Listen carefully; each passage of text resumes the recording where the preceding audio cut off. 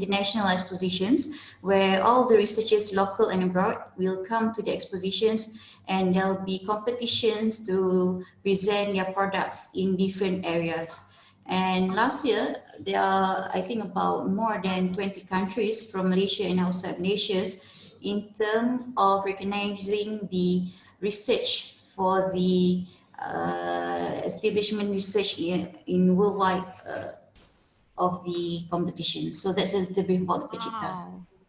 Wow, that's so cool. So, Prof. Madiha, thank you so much. We have already listened and also watched her short CV, but it's actually very long. And then because the time is so limited, Prof. So you have like 40 minutes to deliver your speech, and after that we got like Q&A. All right. Thank you. The time is yours, Prof. Okay, all right. Thank you very much. Bismillahirrahmanirrahim. Assalamualaikum warahmatullahi wabarakatuh. Very afternoon. Thank you very much. First and foremost, I would like to thank you for the invitation from Universitas Muhammadiyah Magelang, the respective Dr. Sulis Wiyadi, directors of the universities, the Dean, Dr. Yun Arifatul Fatimah, and of course our beloved moderator, Nia, and all the respective speakers and all the audience today. A very good morning, a very good afternoon, Assalamualaikum warahmatullahi.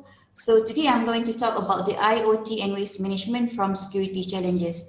Since we are talking about the IoT, so for my topic, I will touch more deep about the security challenges. When you're saying about the IoT, okay, let me move the screen. Is it moving? Can you see the screen? Is it moving? Yes, we can see your screen, but it's still in the first page.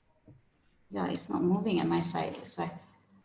All right, great. So basically the outcome for today's discussion is a little bit about IoT. I will touch very brief about the IoT, how's the definitions of IoT, the impact of IoT, the ecosystem IoT, and then follow for one case study, IoT for waste management, and followed by the IoT security challenges. What are the challenges that we have to be aware of, and what are the solutions for these challenges?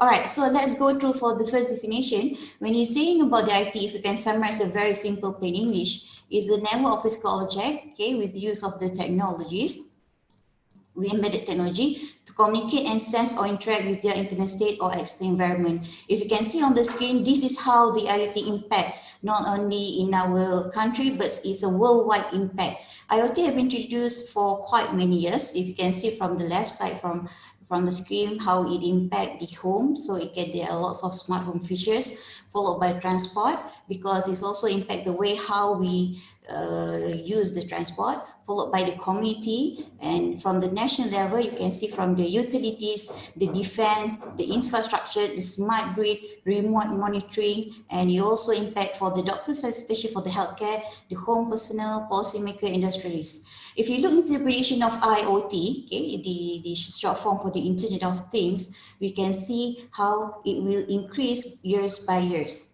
Until 2025, we can see the case of 27 billions of using of the IoT. As you can know, okay, there are lots of devices connected to Internet.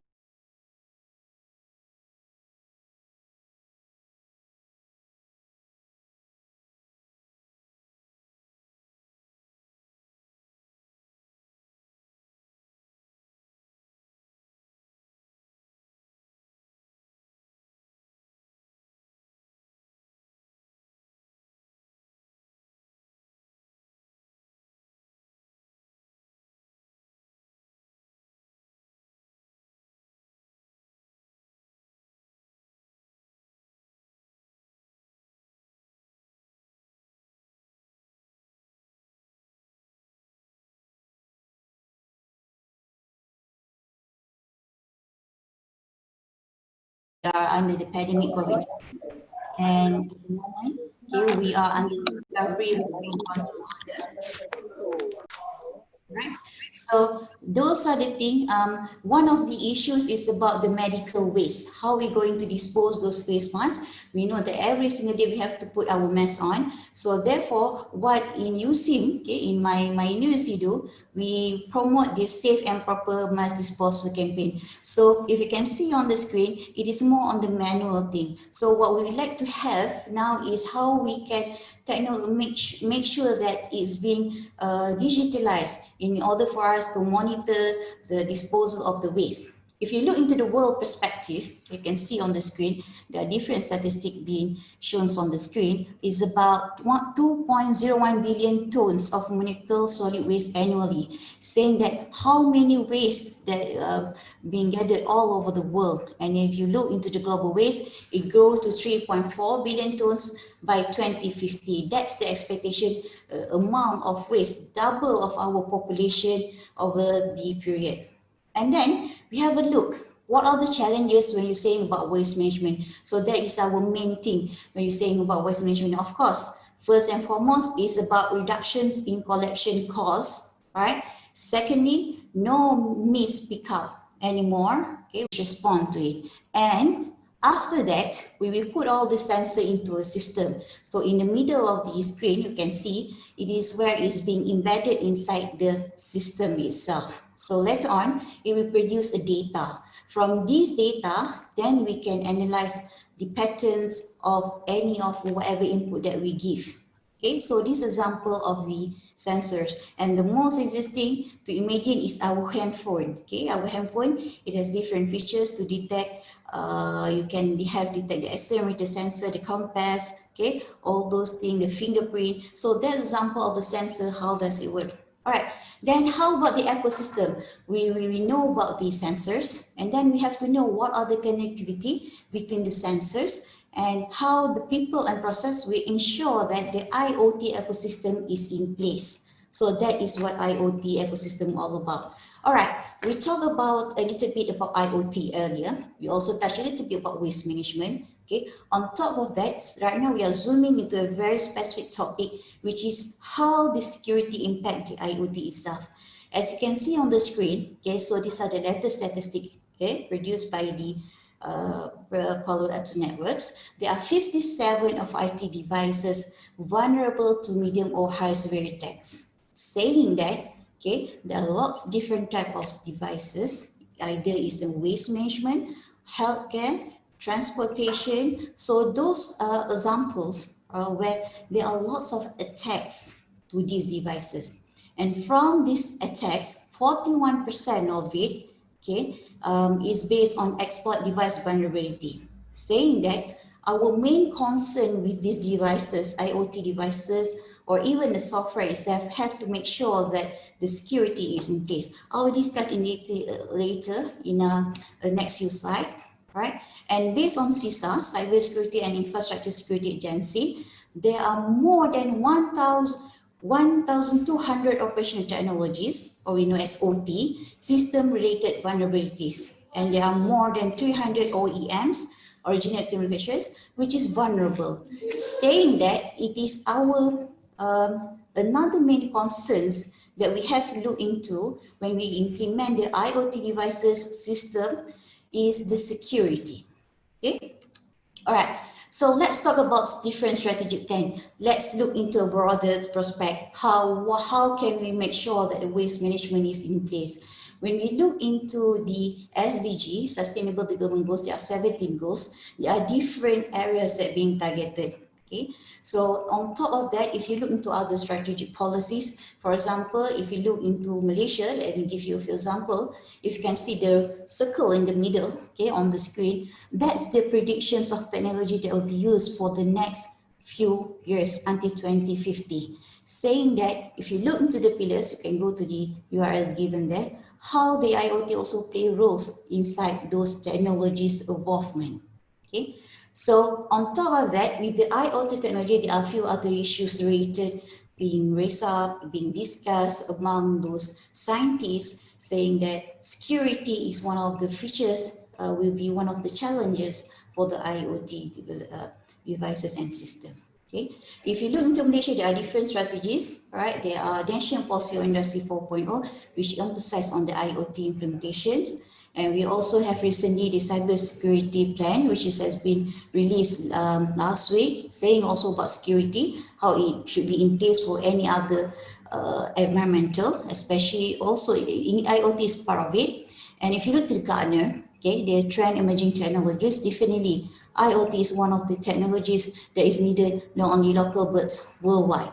Right? So those are the policies that we have to know in general. All right, let's have a look. How does IoT for waste management? These are the summarization, how it looks like for a complete IoT waste management. If you can look from the left to the right, from the screen, from number one, okay, we can see that the garbage cans, okay, you can see there's a image of the garbage can down there.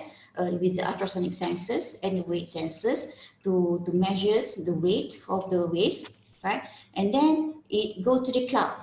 I mean, the minute they have the data, okay, remember that earlier we have the sensor data, the data will be transmitted into the cloud, okay? So after that, if you look in the number three, also the garbage cans, these are the bigger size with active sensors, also being transmitted to the cloud. This is where all the data is being pulled, okay, it being stored at the cloud. And then even the garbage trucks, they will transmit as data collector, transmit to the cloud as well. And based on the data that being collected from this sensor, okay, places, it will be disseminated to city council, recycling plan, management plan, health and safety authorities. So those data that have been gathered will be analyzed using different platforms, such as different techniques, such as artificial intelligence and machine learning. Okay. So these are the summation how this works. The main concern when we say about cloud, of course, is about either is a private cloud, is it a hybrid cloud, because later on there'll be a few other security issues that we resolve from on this thing. All right, let's go straight to the security challenges. All right. So earlier in the earlier slides, we already went through the definition, the summary, the idea of what is IoT about, and then right now we are going to be more detailed to discuss about the challenges on the IoT. When you're saying about security challenges, what are the significant? Why we need to talk about security? So in the next few slides, I will discuss in detail the impact of the security to our IoT devices and software. When you're saying about security challenges, of course, IoT can hack and can put security at stake. Anything with the internet has the possibility to be exploited.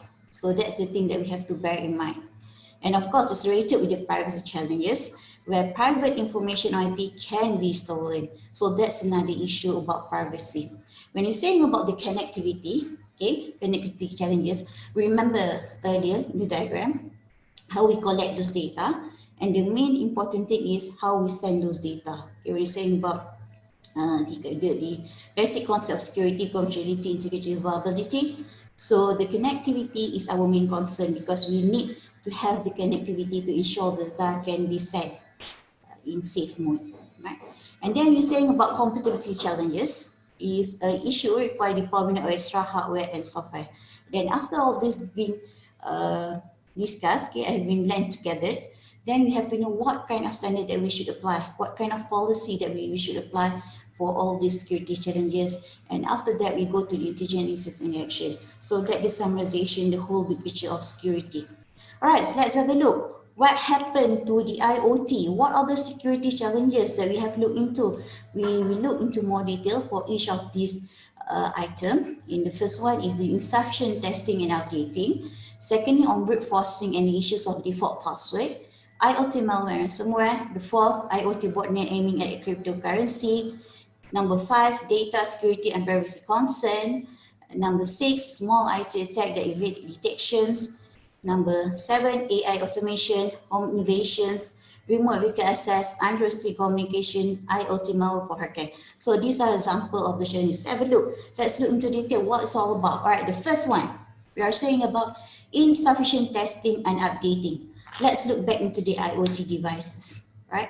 We know that there's more than 23 billion IoT being connected devices worldwide. And it is expected by 2025, there are more than 60 billion. Okay, so what are the challenges? The first main concern is lack of focus on device-related security risks. When you're saying about these IoT devices and software, a developer, okay, one of the main concern, they love to produce it very fast.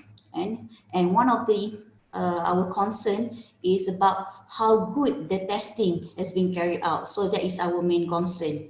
Okay, so are there issues as well, okay, for the device? vulnerability. When you're saying about vulnerability means what are the weaknesses inside the software. Okay, so those are the things where usually the hacker will attack the vulnerability, I mean the weaknesses, the flaws either in the devices or the software for them to exploit and to steal the information. That's what vulnerability is all about. So what are the solutions for the insufficient testing and updating? Surprisingly, if you're saying about testing and updating, okay, I have a one screen if I can share with all of you. Okay, recently we bought one devices. Yeah, it is called the for sensoring, how we can sense those RFID. Unfortunately, that devices actually, even though it had been advertised inside the website, is not fully tested yet, but it has been advertised. So those are very simple example how it really happened in our world. So therefore, when you're saying about insufficient testing and updating, the first you need to do is to have a proper testing before being launched into the public. So that's our main, the first thing that developer or manufacturer has to look into. Secondly, developer needs to update the Iot software hardware regularly. They have to release those patches. They have to inform the user if there's any flaws, any weaknesses. Okay, for example, if I can give you an example, very simple example, our handphone is they always ask us to update the handphone. Same goes with the other software or hardware. How sophisticated the hardware or the software, it must has at least once updating service, because if there's any vulnerability or any flaws they found, weaknesses they found, it can always be patched. It can always be in a better mode, right? And last but not least is built-in security. Definitely we have the features. We have the IoT devices that is already have the features of built-in security. That is much better. All right, on second point, brute forcing and the issues of default password. So this is our worry. Most of us today, okay, we love to put our password with our name, birthday date, right? So those are the clues which we have to avoid. Okay, and one example is Mirai botnet. What is Mirai botnet? For those who have no idea, it's one kind of malware. So when saying about malware, is a software that being used to exploit your devices. It can be your handphone, it can be your notebook, right? So without the owner's consent. So a different type of malware. One of it is known as botnet. So botnet, it has the capability to give command. For example, I'm the master. I will give command to Ali to launch attack to White Horse. So that is called botnet. That means it can give command remotely to attack the victim remotely. Okay. So one example of the attack is known of DDoS, or known as denial of service. Okay, distributed denial of service. In this case, we can give you an example. Okay, distributed denial of service. As I mentioned earlier, I will instruct Ali, or probably I have many slaves. Okay, in botnet architecture, we have master, we have slave. That's the concept.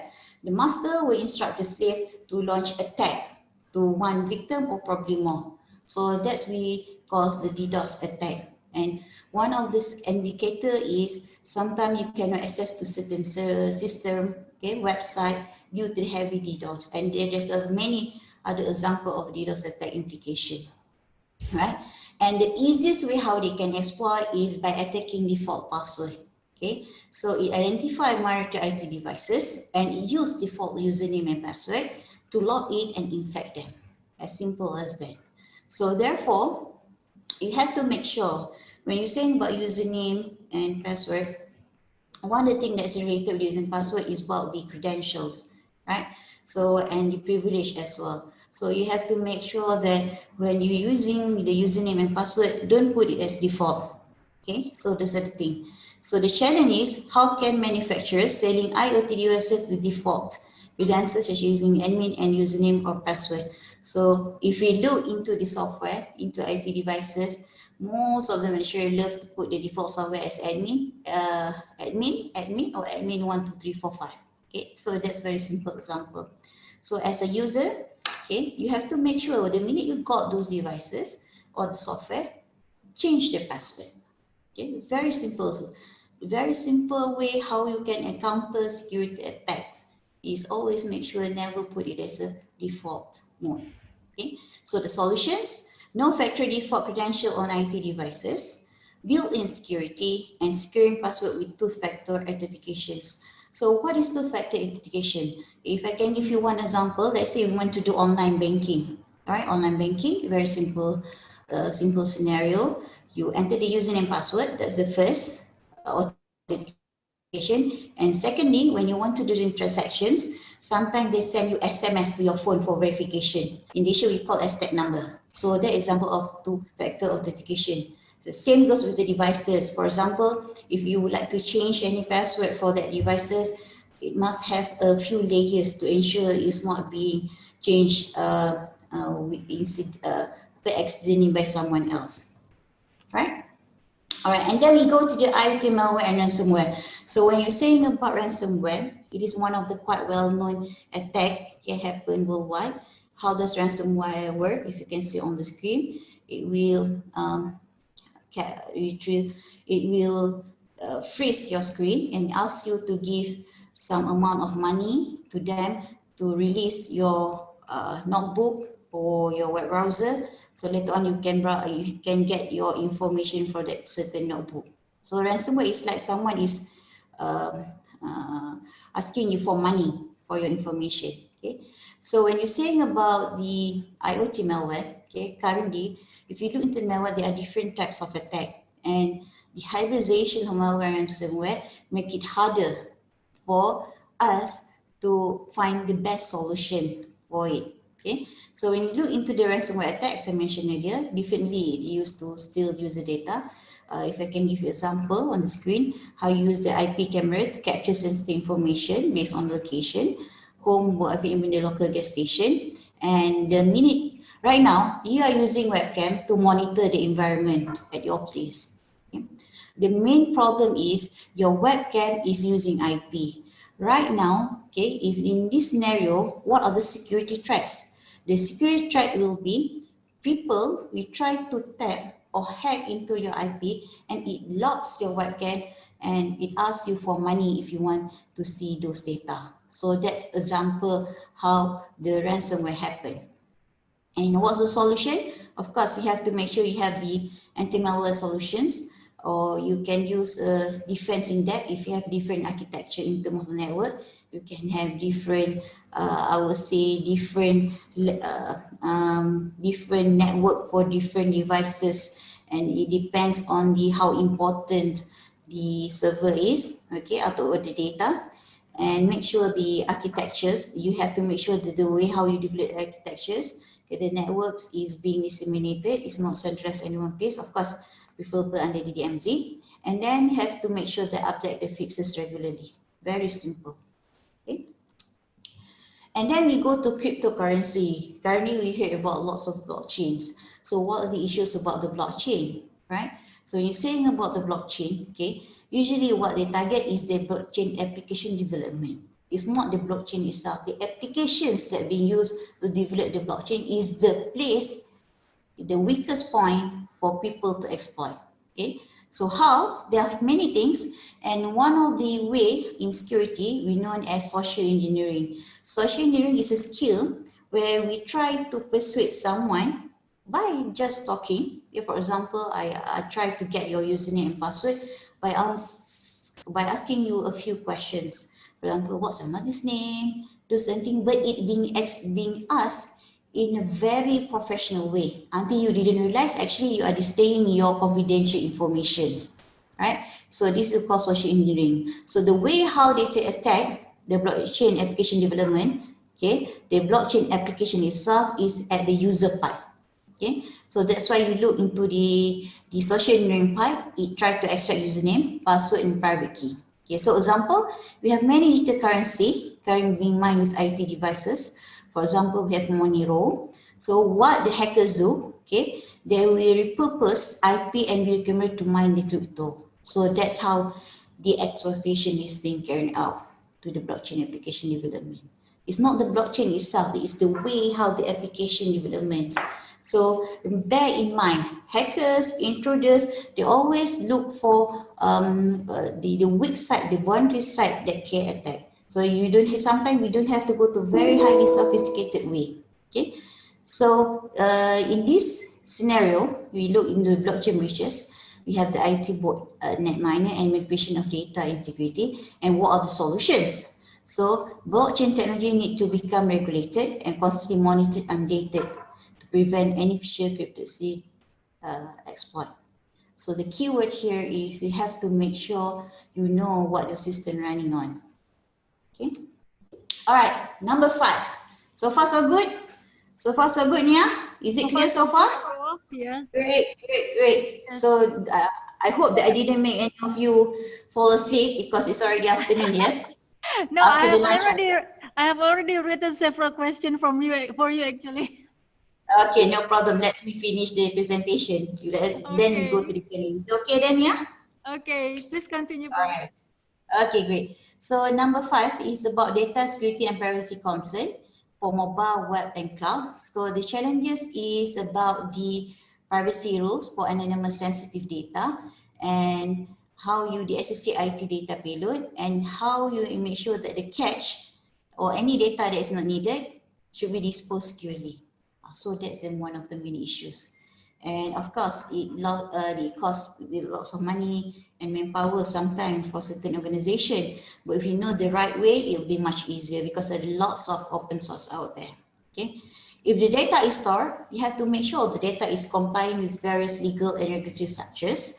And same goes with the mobile, web, and cloud application. Okay. You have to make sure you how to manage those processes and data associated with the IoT devices. And the suggestion solution, of course, to have a secure development of mobile app and web-based IoT applications. All right, the next one. Okay, earlier we talked about commenting. Right now we go another point about small IT attacks that evade detections. Right, so we know that the numbers of the IT will be double up until 2025. Okay, so we need to know that we need to understand the scenario that there'll be more micro breaches slipping through the security net. That's a fact. Okay, and of course, hackers, they will use so many ways. They will use in any ways. Okay, they will think how to hide, how to camouflage those attacks to make sure that victim will not notice it. Okay, so what are the solutions for the user out there? First, be alert of your devices and software. Make sure you update regularly. Same goes with the antivirus. The concept is the same. And then if you look into more technical perspective, especially for those developers, to perform a cybersecurity maturity assessment. So we have the cybersecurity capability maturity model and the NIST CSF, right? National Institute of Standard and Technology Cybersecurity Framework. So these two models you can browse into the internet. So it will tell you how to perform the cybersecurity assessment. What are the risks? Okay, what are the action plan? What are the solutions that should be taken once you identify the threats to your IoT devices or software?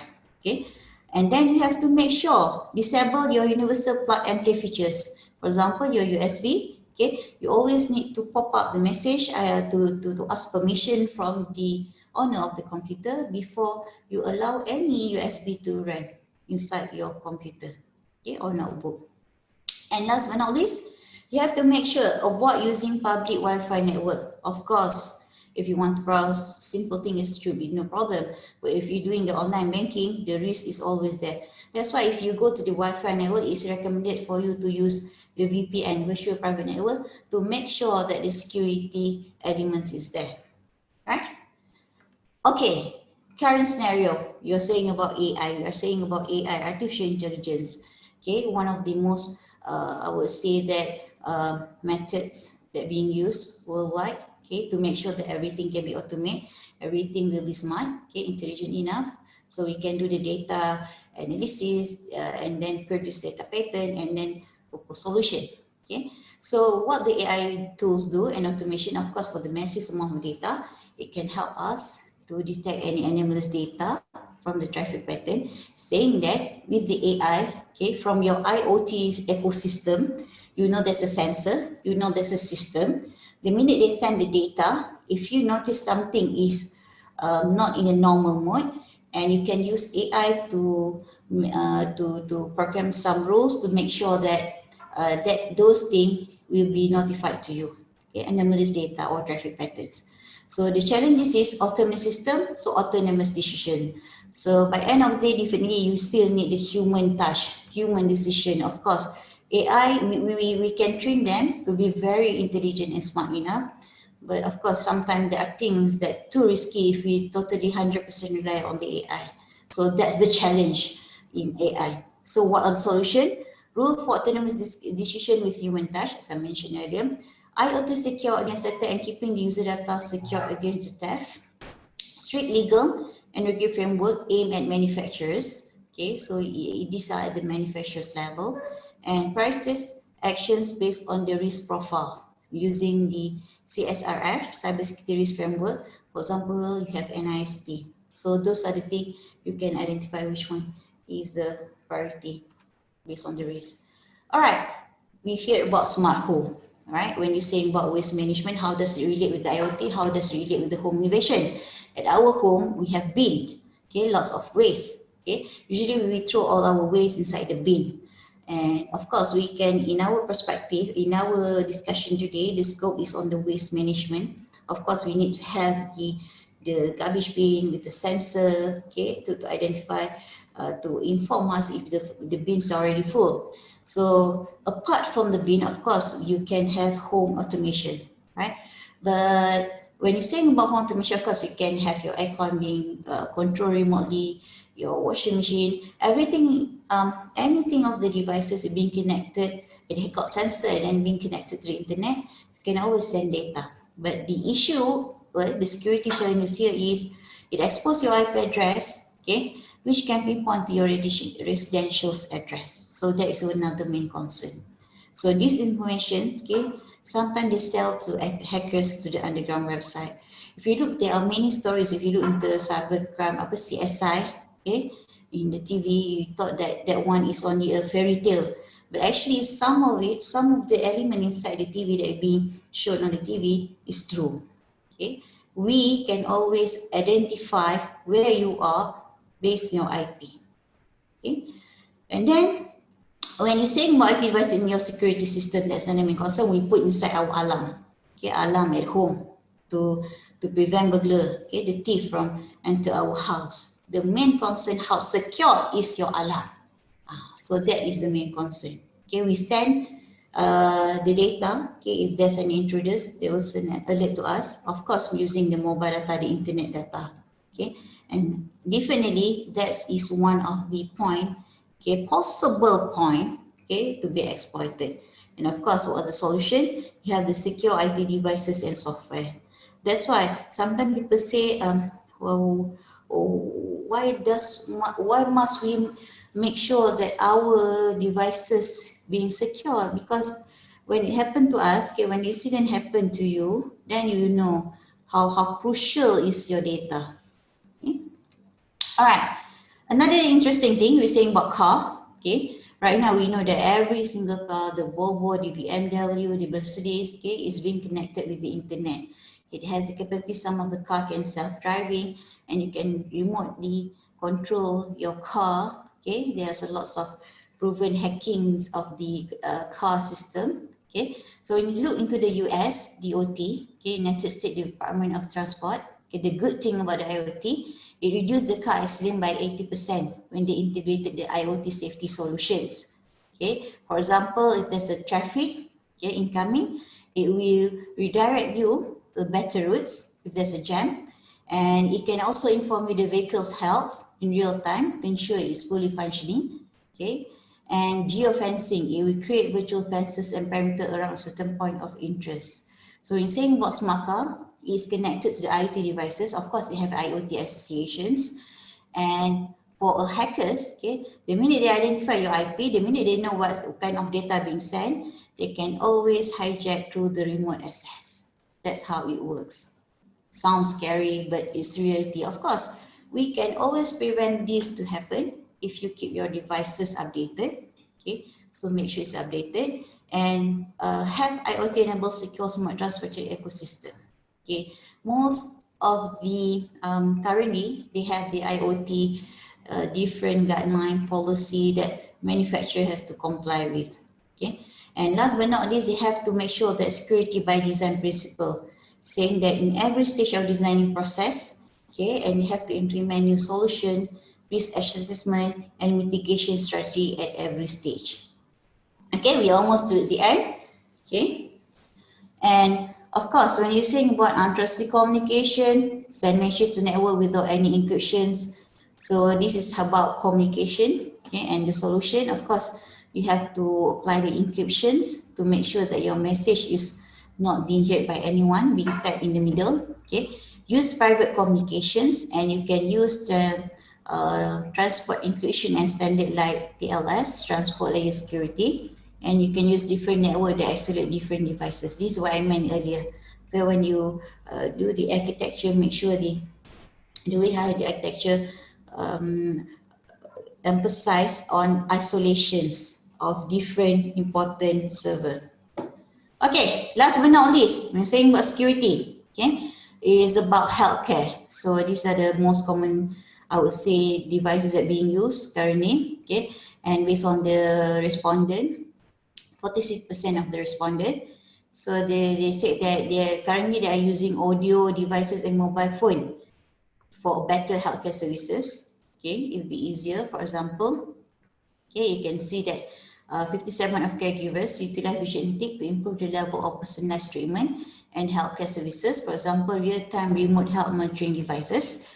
You have wearable smart pills, diabetes management system. Those are example how IoT being embedded in the healthcare. Okay, but our main concern is my worry, especially the pacemaker inside your heart. Okay, those are the most worrying thing, because if someone can control that thing remotely and do anything harm, okay, it will cause death to the dedicated person. Yeah.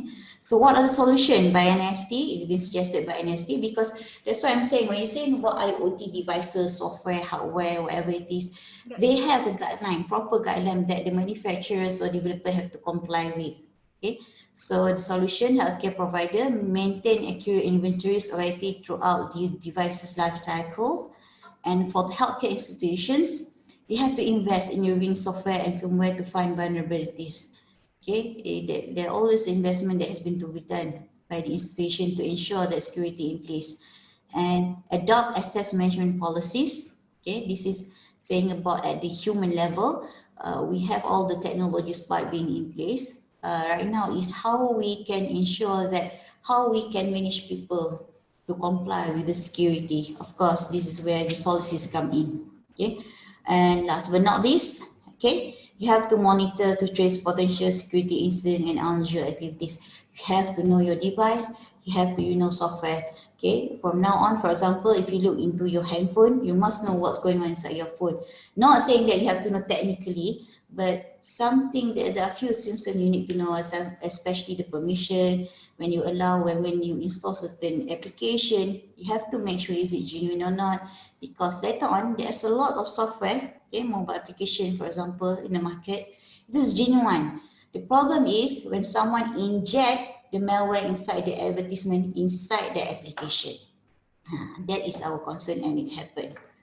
All right, so that's a little bit, Nia, about the presentations, IoT from the security. I hope it gave a knowledge, okay, benefit for all the audience, hopefully. All right, with that, I leave the session with you, Nia, if there's any questions that we would like to discuss. Okay, thank you so much, Prof. Madia, and then I really appreciate your punctuality as well, and it finished. No problem. Okay, such an appealing presentation from Professor Mediha. She told about the security challenges of IoT in waste management. So Professor Mediha explained how IoT in waste management, from the sensor to the cloud platform, from the garbage can to the garbage truck, also to the cloud, and then share it to various departments like city council, recycling plant, and then the other.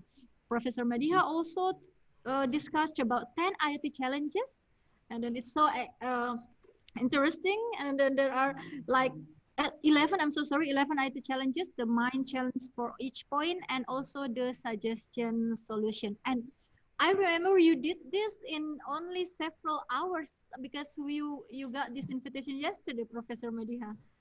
Yeah. I know, no problem. And My then pleasure to have together with you and the rest of the audience.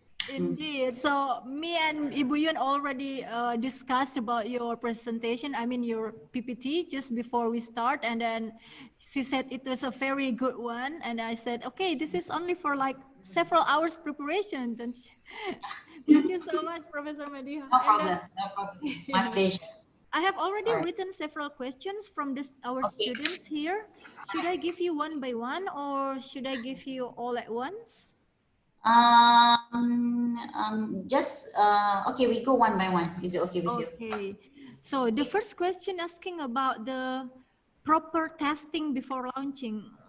I think this Right. is your first challenge, I think. Yep. She asked, how far does it need to be tested? Okay, I think she asked about if the proper testing before launching, how far does it need to be tested actually? What to test? All right. Okay. Thank you very much for the first question. We're saying about proper testing. Actually, for the IoT, okay, they already have a standard and guideline for any devices or software. So therefore, in order for me to inform you what's all the proper, the guideline can be referred inside the IoT safety solution for devices and software. Saying that we didn't know what exactly, I cannot mention you because IoT devices, there are lots of different devices out there. So the best way is to refer the guideline and procedure that has been published by the IoT safety solutions. That's the answer question number one. Yeah. Okay, All thank right. you, Professor Madiha. I'm so sorry. Before we continue, can you please close your PPT first, Prof? All right, great. How to Yes, close I'm this so thing? sorry. Okay, no problem. Stop share. Yes. Okay, great. Okay. Okay, good. All Done. right. Okay. Now can Thank see my you. face. Okay, well just share the screen. We would like to see your face directly, so Yeah, would you good, please good, stop share good. your PPT? All right, no problem. Okay, Okay, this is the next question. second question. Yes, the second question, Prof.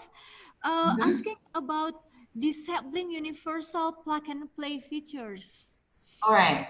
He asked why we need to disabling the universal plug and play. Okay. All right. Okay. When you saying about plug and play, okay, one of the if we can recall what happened a few years back at Iran, the nuclear system, it almost being bombardized because of a USB. That's very simple example. What happened was the internal employee, okay, the USB, someone else, outsiders, okay, got the USB and embed malware, okay, some kind of virus inside USB, which is executable the minute you put inside your notebook or PC, which happened at the nuclear.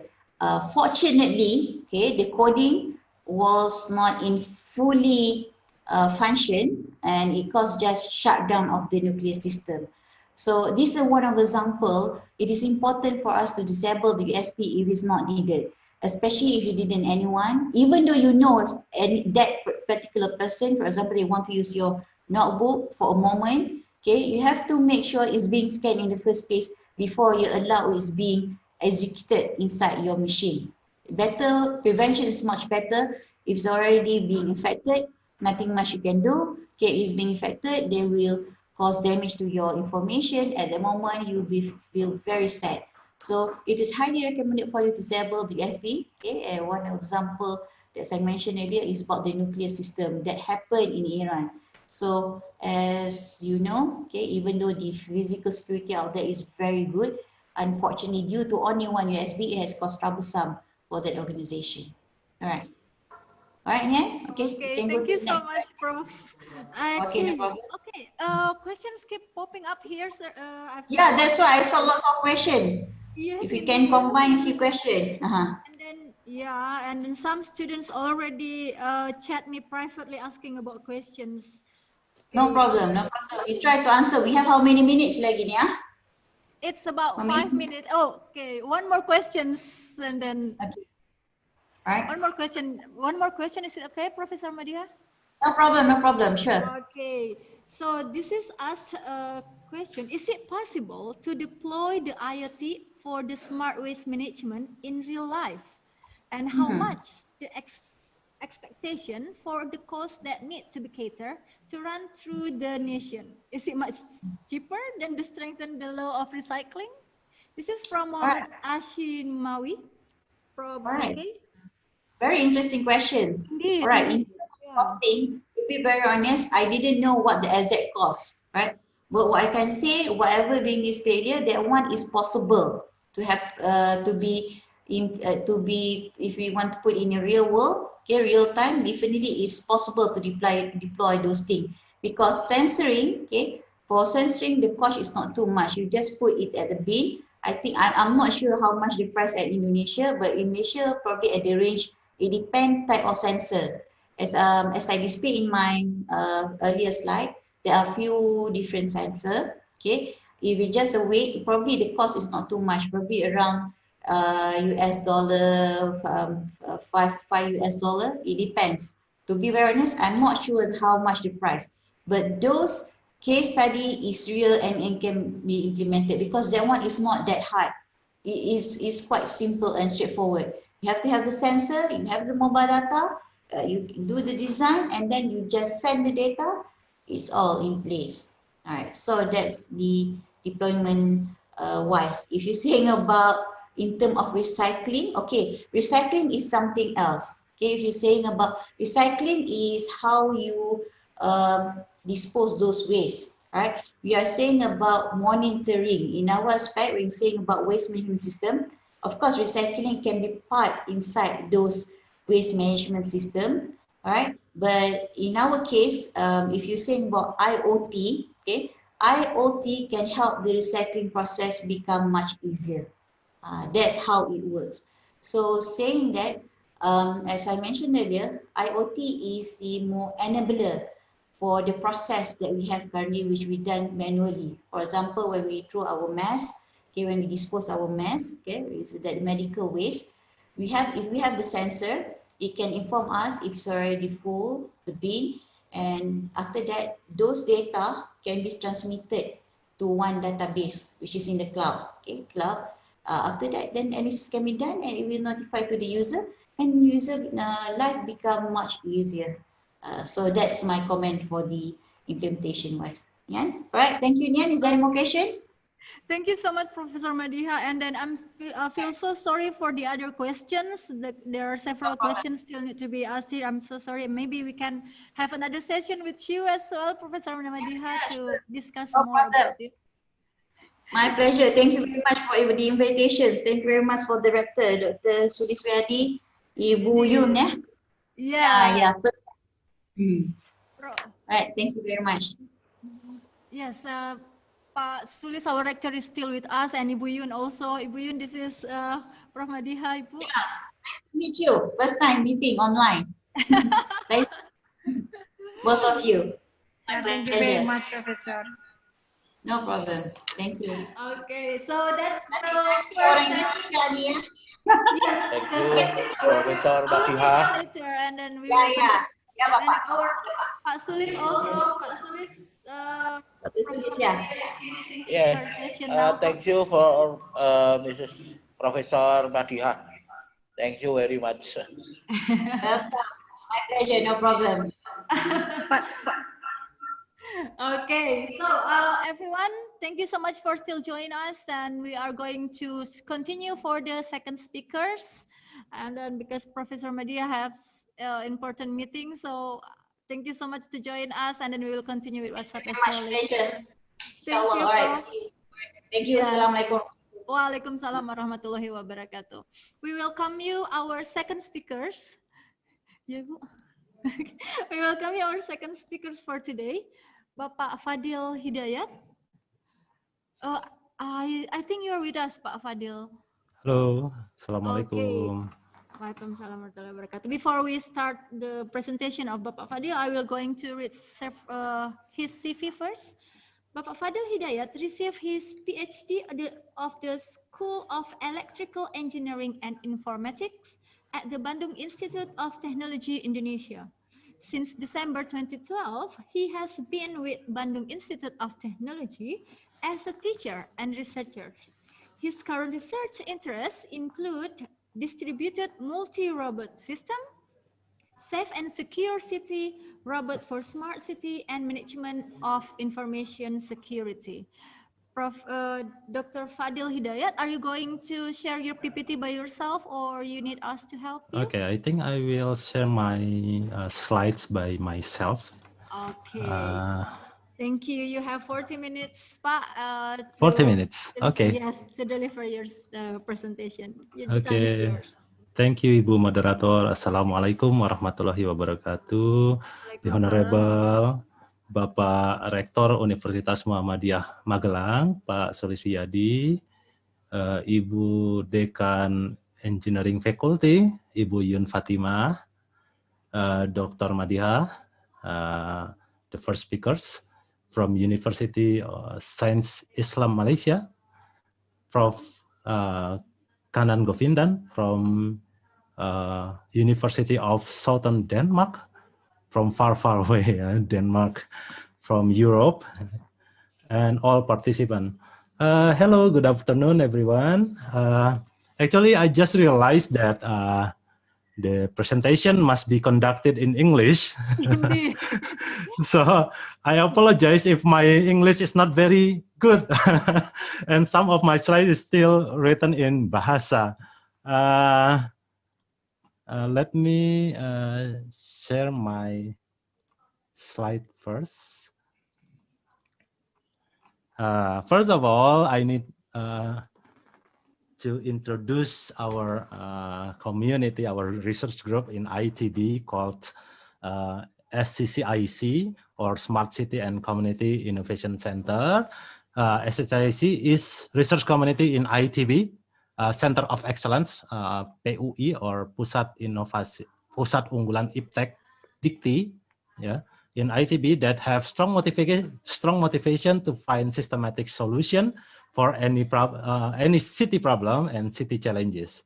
Our objective is creating a model and architecture, method, framework, solution for smart city solution, and also for smart village, smart province, and smart nation. This is our team.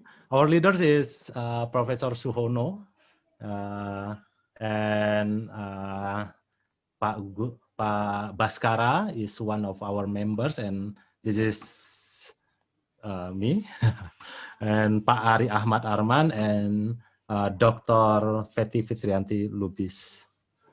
And this is our network from national and global. Maybe Denmark will be one of our global networks later, maybe. Next time, maybe. Next time, maybe. And the waste problem is one of the urban problems. Yeah? And complexity of the city problems is growing fast, like this. If we, yeah, if the red lines is the city problems, then the complexity of the city problems is growing fast. But the conventional solution is not good enough. I cannot solve the city problem. In most cases, capacity of conventional solution cannot fulfill the capacity demand of city problems. City needs to innovate solution. Yeah, city needs innovative solution that provide higher and scalable capacity of solution. So ICT is a potential enablers that enable innovative and effective solution and create high capacity of solution.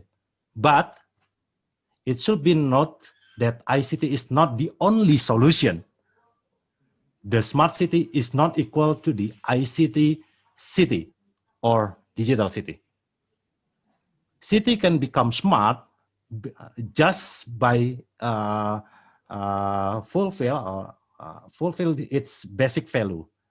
Yeah, we call it basic value. Yeah, but it will going faster, if we implement ICT in the smart city solution. What is smart city and smart solution? Smart city is a city that can utilize its resource effectively, efficiently to solve any city challenge using smart solution by providing infrastructure and deliver city service to improve the key measure of the smart city is the quality of life. The smart city solution must be sustainable, innovative, responsive, integrated and collaborative, reliable, and scalable.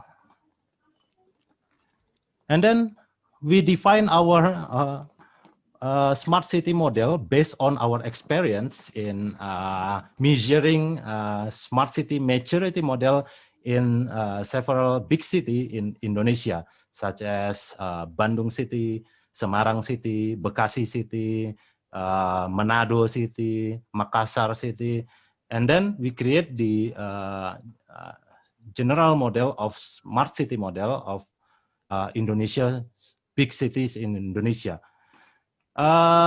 We classified or we group the services into service domain. We group into smart environment, smart economy, and smart society. And waste management is part of smart environment. And then we also create our smart city living lab. We know that building a smart city is a big challenge. Solving city problems at once is very difficult to do, especially in Indonesia. It's hard to do. It's hard to build a smart city in Indonesia. So, Smart City Living Lab is an approach conducted for the implementation of smart city in small or very small.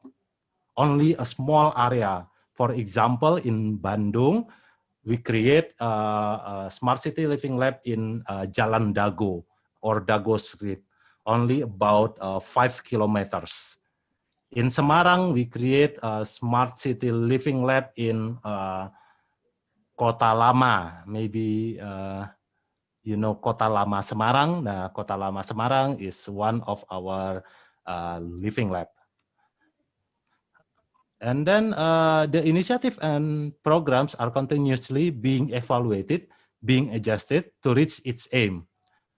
And then CTS Lab is a space to a prototype and test new ideas and or new city service with the community.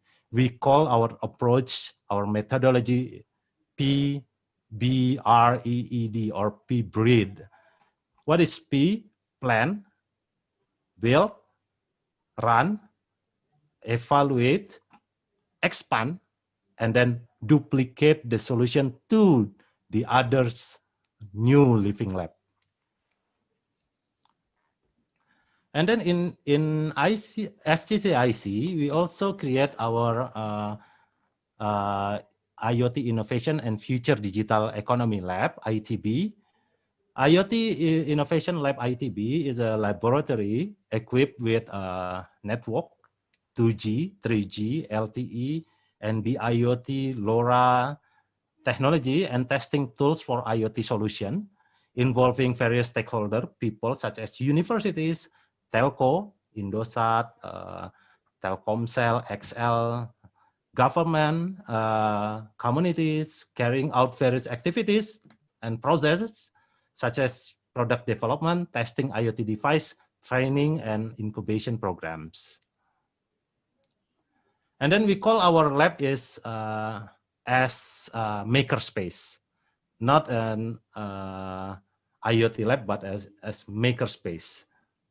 This is the IoT makerspace activity. So we invite students and professionals from universities in Indonesia, and we held a hackathon and training, and then train them to create an IoT solution, IoT product. And this is the IoT definition. IoT definition is a network of interconnected objects around the world that are uniquely based on standard communication protocols. And there is another definition of IoT. But IoT is simply divided into three parts. The first part is the things, the sensors, the actuators, MCU, MPU, network, energy, and firmware. And then the second part is the connectivity, PAN, cellular, fixed, satellite. Yeah, the connectivity technology allows the things send or transmit data to the process and people. And then the third part is the people and process, the IT cloud, the machine learning, the AI, and the blockchain. This is one of the example of IoT data management life cycle in our lab. Yeah, this is one of the best practice in our lab. From data capture, and then we handling the data, and then stream the data or batch processing, and then data processing, and then persist the data or store the data, and then integrate the data, analyze the data, and then visualize the data and expose the data, and then give the feedback again to the sensor. And then the sensor can update the sensor model. So we call the sensor as AIoT, AI plus IoT. Yeah, because this is big data. So we can learn from big data, and then we can deploy the model, yeah, AI model, to the sensor. So we call it AIoT. So the data from the sensor is already not raw anymore, but already have information. Yeah, this we call it edge computing. Yeah. Okay. I'm sorry. It's very messy. Very messy. Okay. This is a list of IoT communication protocol that we use. Yeah. But we usually use the HTTP and REST, the MQTT and OAuth. Yeah. And then the IoT connectivity technology, we usually use the 2G, 3G. The advantage is more cheaper, yeah, and then every device can perform this technology, yeah, and then but not stable, yeah. And then Bluetooth, low range, short range, yeah, and then Wi-Fi. LoRa, but still expensive. It's about 1 million, I think, for one modules. It's so expensive, I think. And BIoT about 6 million. 6 million is about berapa ya? 6 juta.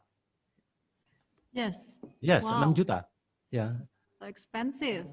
We use Qualcomm chip, yeah, Qualcomm chip, and Cortex A7 processor, yeah. Sigfox not yet. You not yet use the Sigfox. Wi-Fi, yes. Zigbee, yes. This not. No. Actually, for wireless frequency, Indonesia allows only frequency about 923. It is correct. 923. If we use others frequency, yeah, and then it is illegal. Yeah, the government will not allow it. Yeah. Okay, but actually in ITB, we use NB IoT in frequency 1,800. Actually, it is illegal, yeah, but it is legal for university, for sandbox in university, yeah. Only university wide. You cannot use it for nationwide or for citywide or kecamatan wide. You cannot use this for kecamatan wide. Okay, let's continue to next slide. And then I already talked about the data management, this one, yeah, the connectivity, but yeah, I already talked about connectivity, but I want to talk about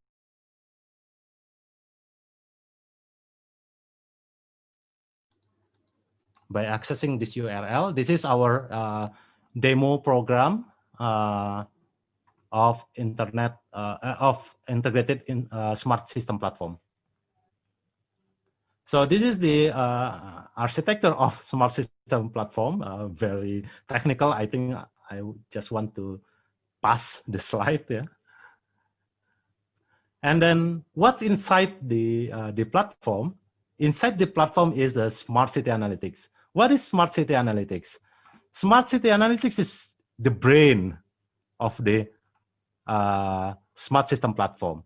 We use data analytics, video analytics, machine learning, AI to analyze the big data and then give the feedback to the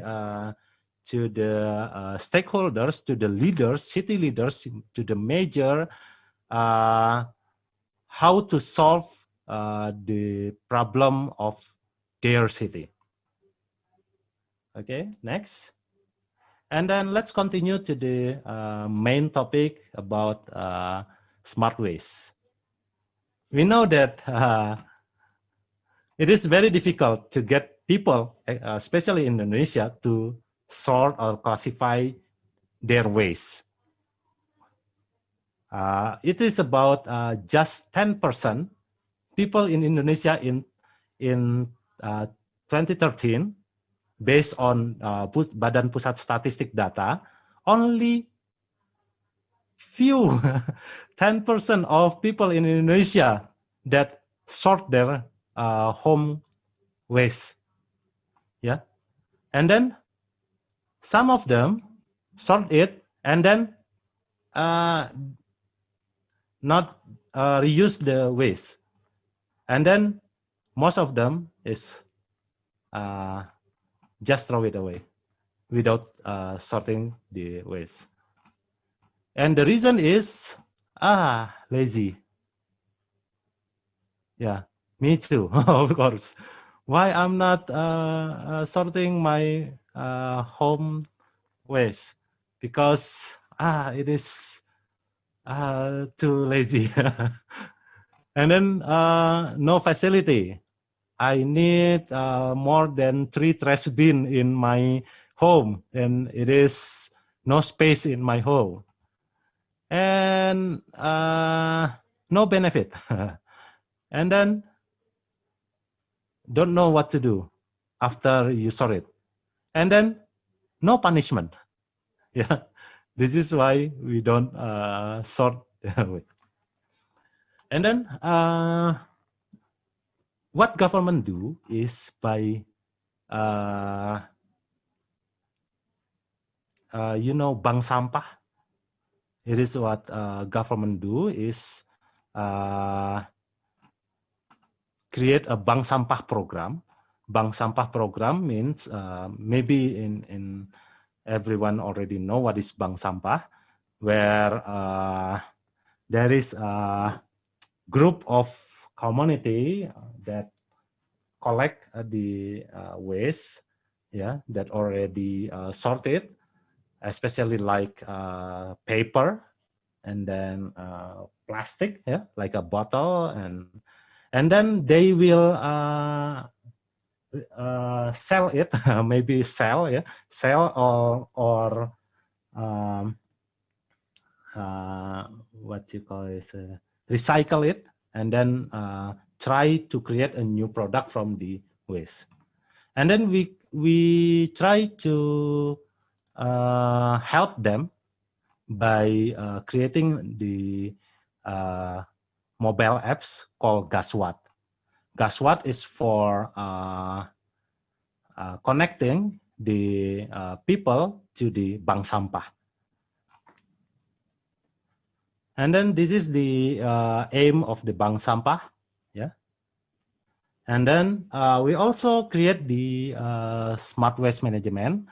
We also create the platform for monitoring and tracking the truck, waste truck or dump truck, yeah. And then the personnel and the asset monitoring like trash bin and central trash bin, right? And then we plug or we install a sensor inside the trash bin, and then the management can monitor the capacity or occupancy of the waste inside the trash bin. And then the personnel can manage the fleet, the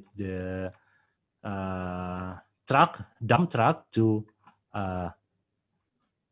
take the garbage inside the trash bin.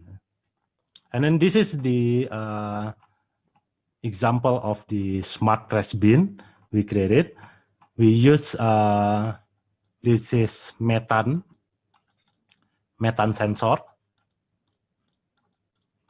yeah, for detecting what you call bau, yeah, bau, smelly, yeah. And then we use wake sensor to detect the wake of the trash inside the trash bin. And then we also use the ping sensor or ultrasonic sensor to detect the level of the trash inside the trash bin. But in version 1, all of this device is gosong, blackburn. Why? Do you know why is the device is gosong? Yeah, because the device is not industrial grade, and then the trash bin is hot. Yeah? Actually in the daytime, the trash bin become hot, and then the PCB inside the trash bin and then melted. Yeah. And then in version 1.0 is totally failed. And then we create version 2.0 with industrial grade system that can operate above 40 degrees Celsius. Yeah. And then we also create smart CCTV for detecting people littering using video analytics. So we can detect people who throws their garbage littering everywhere, yeah, like that. And then we also create GPS tracker to detect and manage garbage truck activity. And then we also create in the sensor part, we create the smart water and flood monitoring to detect the water level in the river. The water level could be caused by persuasive technology. For example, this is the normal trash bin. So with captology, we can modify the hole on the trash bin based on the type of garbage that should throw you throw in the garbage bin. I think that's all of my presentation. I'm sorry because my English is not very good. Yeah? I hope you all understand. Thank you very much. Assalamualaikum warahmatullahi wabarakatuh.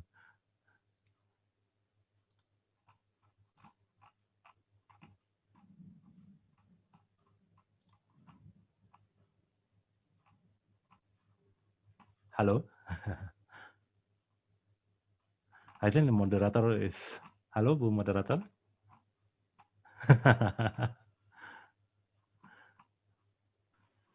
Prof. Kanan Govindan, good. Thank you, Prof. Thank you very much, Prof. Nice to meet you, Prof. Yeah. I'm sorry, my English is not very good. No, it's okay. It's understandable. So we can understand. Okay. And yeah, actually, we are also doing a very similar project in the similar topic with Dr. Yun. I don't know, the whole UMM team was gone, like they disappeared. Moderator is gone, Dr. Yun is gone. So I will act as a moderator. Like it was a nice presentation, basically, and but this is more technical, am I right? You are from electrical engineering or IT background, so basically you develop all these IoT systems. Yeah. Okay. We developed the IoT system, but we also use the industrial grade IoT system in the market. We also buy the okay, sensors. So you are also buy the sensors. Yeah. And everything. We don't develop it all. We cannot develop it all. Yeah, like in one of your slides, I can also see that the willingness of the customers to segregate the waste. You started with 10%, and the people, they are not really interested because there is no benefit for them to segregate the waste, and then there is no law saying that they need to do it. But that particular slide or the data are from 2013 or 2015, am I right? Yeah, 2013. 2013, but 13. Is there any changes? Like now we are in 2020. Do you have not much? Not much. Okay. Still the same. Okay. So whether it will be the same for maybe in 2025 also? I think government already developed a program for zero waste program in several cities, in Indonesia, but another cities still don't have that programs, because they have a lot of programs to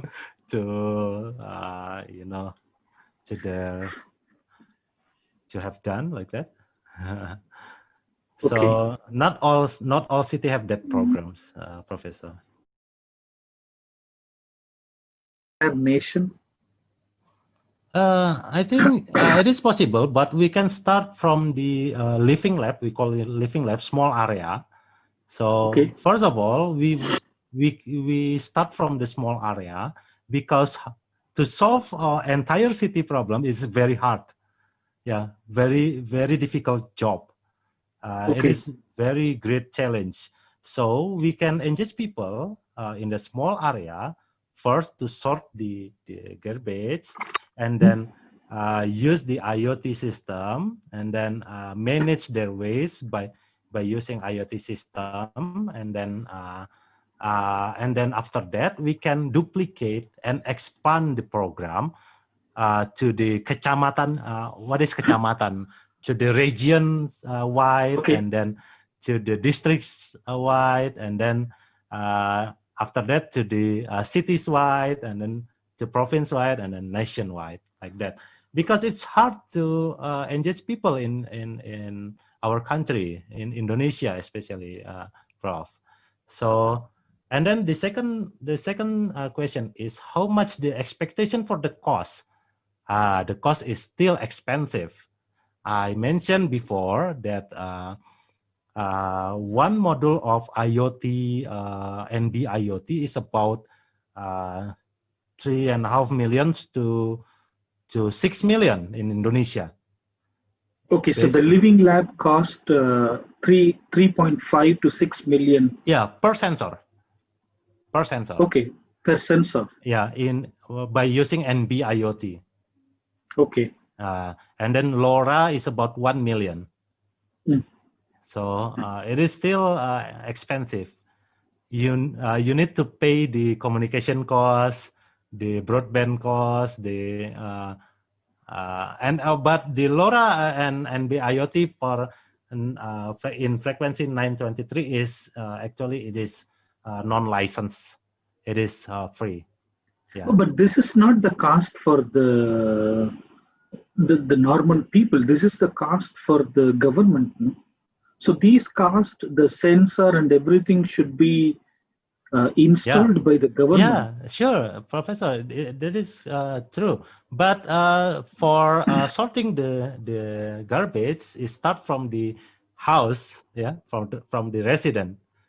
So they if one trash bin is cost for 1 million or 3 million, it is so expensive for one resident, I think.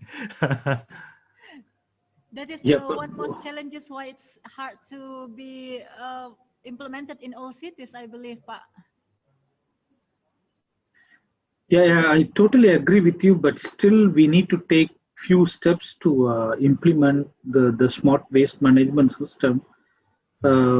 Somehow, like you need to pay the annual fee of doing all these or managing the waste management system and so on. Yeah, let's see how it goes. Indeed. Thank you so much, Professor Kenan. You have already taken care of Pak Fadil because we are so sorry we have like electricity down. So we just lost. We thought that okay, you have gone for a small snack or something. I know that Dr. Yuan is really good at hospitality and so on. So, thank you so much, and then we are sorry for all the participants who joined as well, because I believe Pak Fadil also have time limitation. Yeah. I'm sorry, I have a class in 15:30 in 3:30 local time. I'm very sorry. It means you still have time to answer the question. Sure, of course. Okay, I've got several questions come from, if I see the questions, I believe this is students, and this is a very honest question, sir. The first question asking about smart city in Indonesia. Since, is it able to be implemented since our internet connection is not stable? This is a very honest question.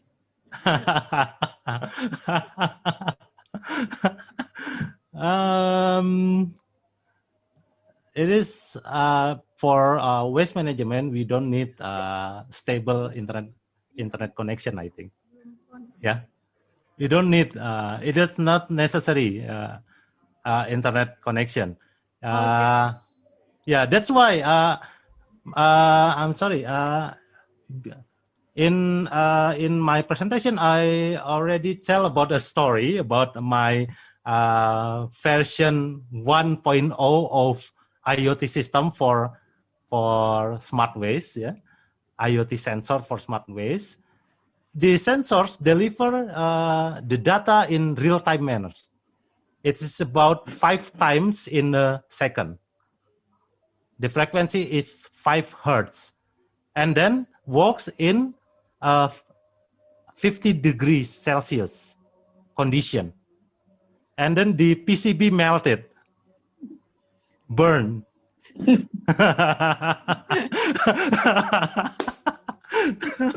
That's why don't use real time. Don't do the real time connectivity for waste management. So let's blame It it is to not the necessary. okay. It's not necessary for their internet. Yeah. And then this is the second question as well. Okay, this is interesting one. See us about Bank Sampah program that you mentioned, and then the smart waste. When can we use it nationwide? You said. Oh my God, this is the hard question, I think. Hard for you, but interesting for us to listen. I think it's very hard. We start from this more community first, and then it's already start in several cities, in Bekasi, in Semarang, and maybe in Bandung, like that. And hopefully, we can duplicate the program to the other cities. Hopefully. Fingers crossed for that. Okay, and then the last question for Pak Fadil: how significant is the effect of using CCTV just to detect littering? Okay, this is nice one.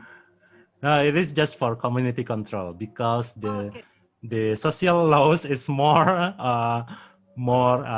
I want to mention it in bahasa ya. Hukum sosial lebih perih daripada hukum pidana. Pidana, indeed. Yeah. The social laws is very painful, it's much painful than the laws, the pidana laws. Apa itu hukum pidana? So, the criminal laws. So in the other hand, we can say that law judge is like easier to get to accept than the social law. Maybe, yeah. I don't know whether Professor Kanan have that kind of social what is that law as well in Denmark, sir? I think we call it ethical law.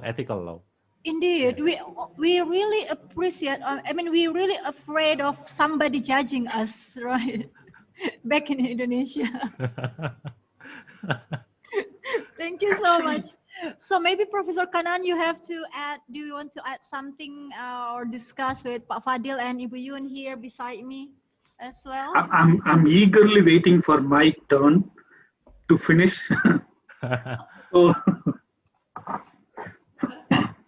okay, Prof Kanan, nice to meet you, Prof Kanan. Maybe we can share email or contact, WhatsApp contact before I leave the meeting. I have shared my email. Okay, go. You can say hello. I will send you my WhatsApp details. Sure. Thank you, Prof. If I put the WhatsApp number here, like maybe I will get 90 invitation from all the participants or something. Okay. Okay, thank you, Prof. Kanan. No problem.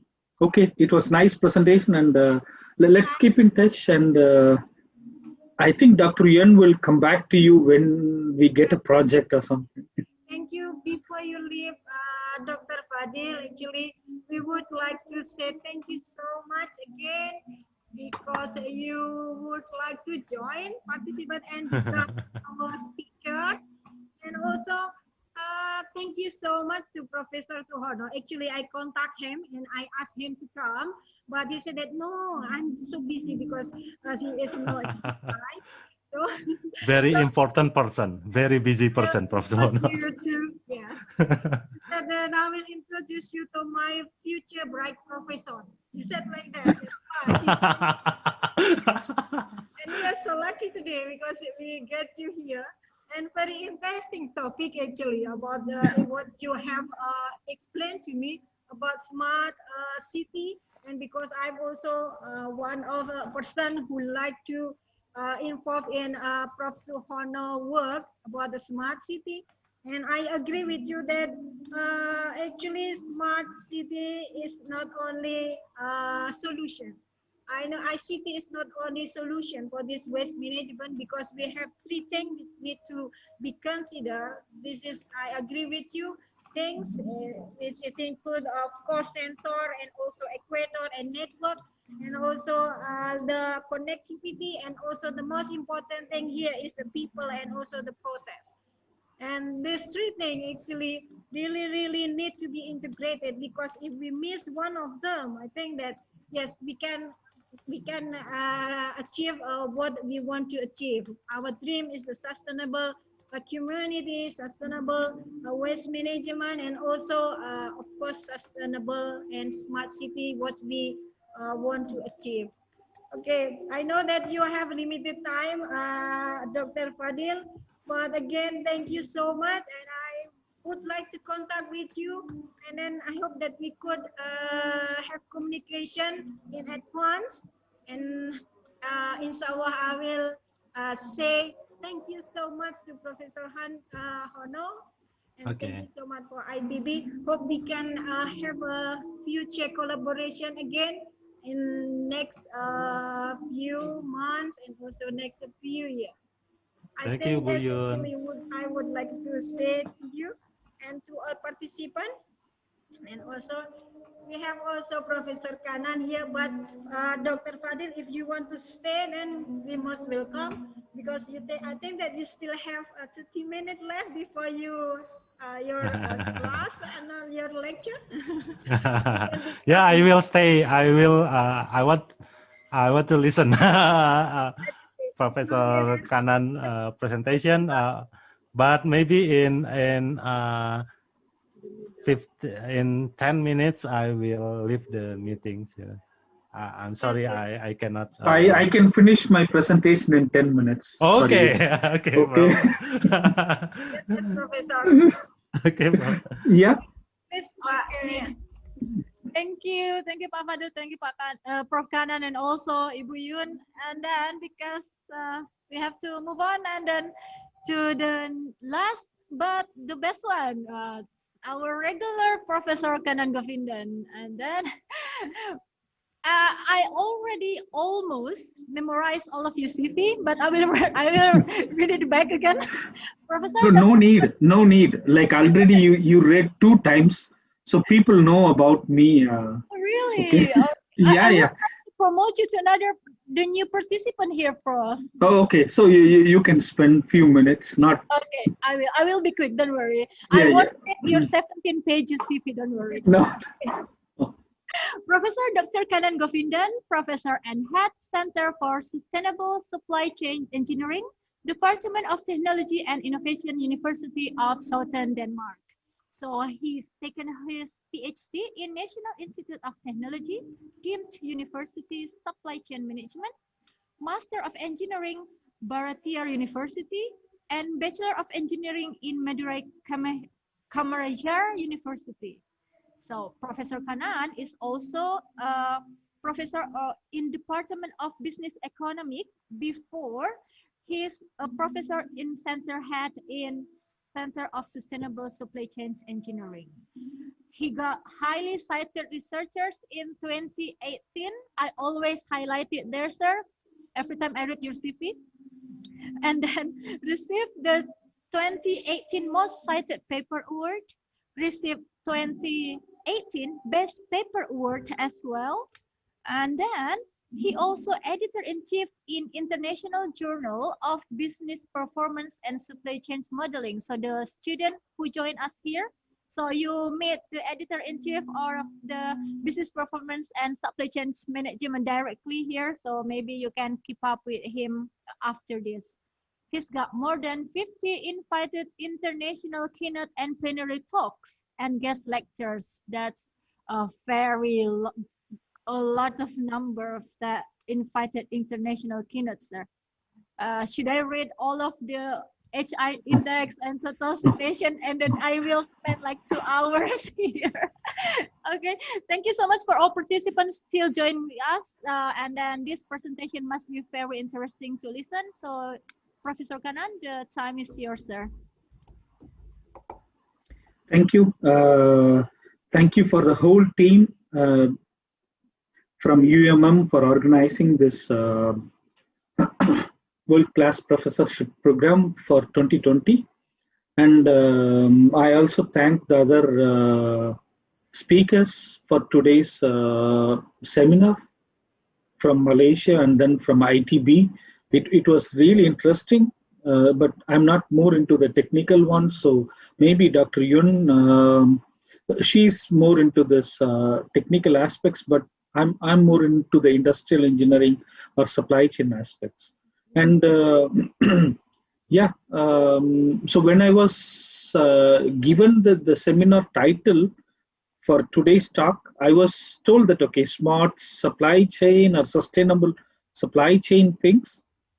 But after listening to all the first two speakers, they were much more technical, and then they were really thorough about how to use IoT in smart cities or smart waste management. But then it will be nice to show what is the link between the smart city and the smart waste management to achieve the sustainability aspects here. So we will start with what is meant by sustainability, and then how we can move from sustainability to smart sustainable supply chains through two examples, one from India, another one from Indonesia. Both of them are dealing with like smart city and the smart waste management one. So as the moderator says, I'm Kanan Govindan, and okay, so you know all the research credentials and so on. So for today's agenda, it's about, okay, what is meant by sustainable development goals, and sustainable supply chains, and sustainability in the companies and practices and so on. So what is meant by sustainability in general? So according to the definition of Brundtland Commission, so sustainability could be defined as development that meets the needs of present without compromising the ability of future generation to meet their needs. Or otherwise, you can also think about, okay, the sustainability in multi-level and multi-system characteristics, where we could also define we cannot really exclude all the value chain partners here. So here the definition suggests that multi-level and multi-system characteristics of sustainability, hence it might not apply for organization for the whole as a whole. So when we talk about the sustainability, we need to think about, okay, how we are going to achieve the triple bottom line approach of the sustainability. One is the, otherwise it is also called as 3 Ps. One is planet, people, and profit, which focuses on environmental aspects, social aspects, and economical aspects. And here, whenever we think about the sustainability, the main focus among the companies will be on the economical aspects, but we need to go beyond the single P. We should focus on 3 Ps. Apart from the economical aspects, how to achieve the environmental aspects, and then how to achieve the social aspects also. And when we talk about the sustainability, we need to optimize the triple Ps or 3 Ps. People, planet, and profit. At the same time, if you are trying to achieve only one, for example, social, then we can call it as social sustainability or environmental sustainability or economic sustainability. So mostly the economic sustainability is also called as the traditional aspects of any business environment or something like that. So when we talk about environmental sustainability, so what will be the focus for the environmental sustainability? So the focus could be how to utilize the human use of natural resources and resulting the climate conditions or making our environment vulnerable and uncertain. So how we are going to protect the atmosphere, land use, and the ozones. So here we are focusing on the environmental issues. Then again, the environmental issues in terms of like excessive consumption and poor management of key resources, it's also contributing to yet more vulnerable world. So which talks about, okay, energy, water, and waste. And one of the most focused area for today's seminar, we are talking about the waste. But in general, you need to focus on the every aspects of the environmental issues such as atmosphere, land, oceans, energy, water, waste. And when it comes to the social issues, then we need to think about, okay, how we are going to look into the social issues. So what are the most critical social issues like child labor and lack of access to education remains the strong blockers of economic and human development in many regions, like for example, jobs and labor, peace, security, and social justice, and the education one. So if we can focus on all these issues, then we can really say that, okay, we are moving towards the sustainability rather than economic performance or environmental performance or individual social performance. And when we talk about the sustainability issues in the supply chains, so here the supply chain is divided into 4 major activities. One is sourcing or procurement, processing or operations, retail or consumers, or after sales program, and so on. And how do we really classify or link these supply chain entities with the sustainability dimensions? For example, the competitiveness issues is nothing but the economical issues. Then here we focus on the environmental and social one. So for each functional aspects versus the dimensional aspects, we are trying to look into the intersection between procurement and competitiveness. In terms of procurement, so what are the different types of procurement issues we will focus on with respect to the economical aspects, like quality problems, supply security, safety and traceability, inventory levels.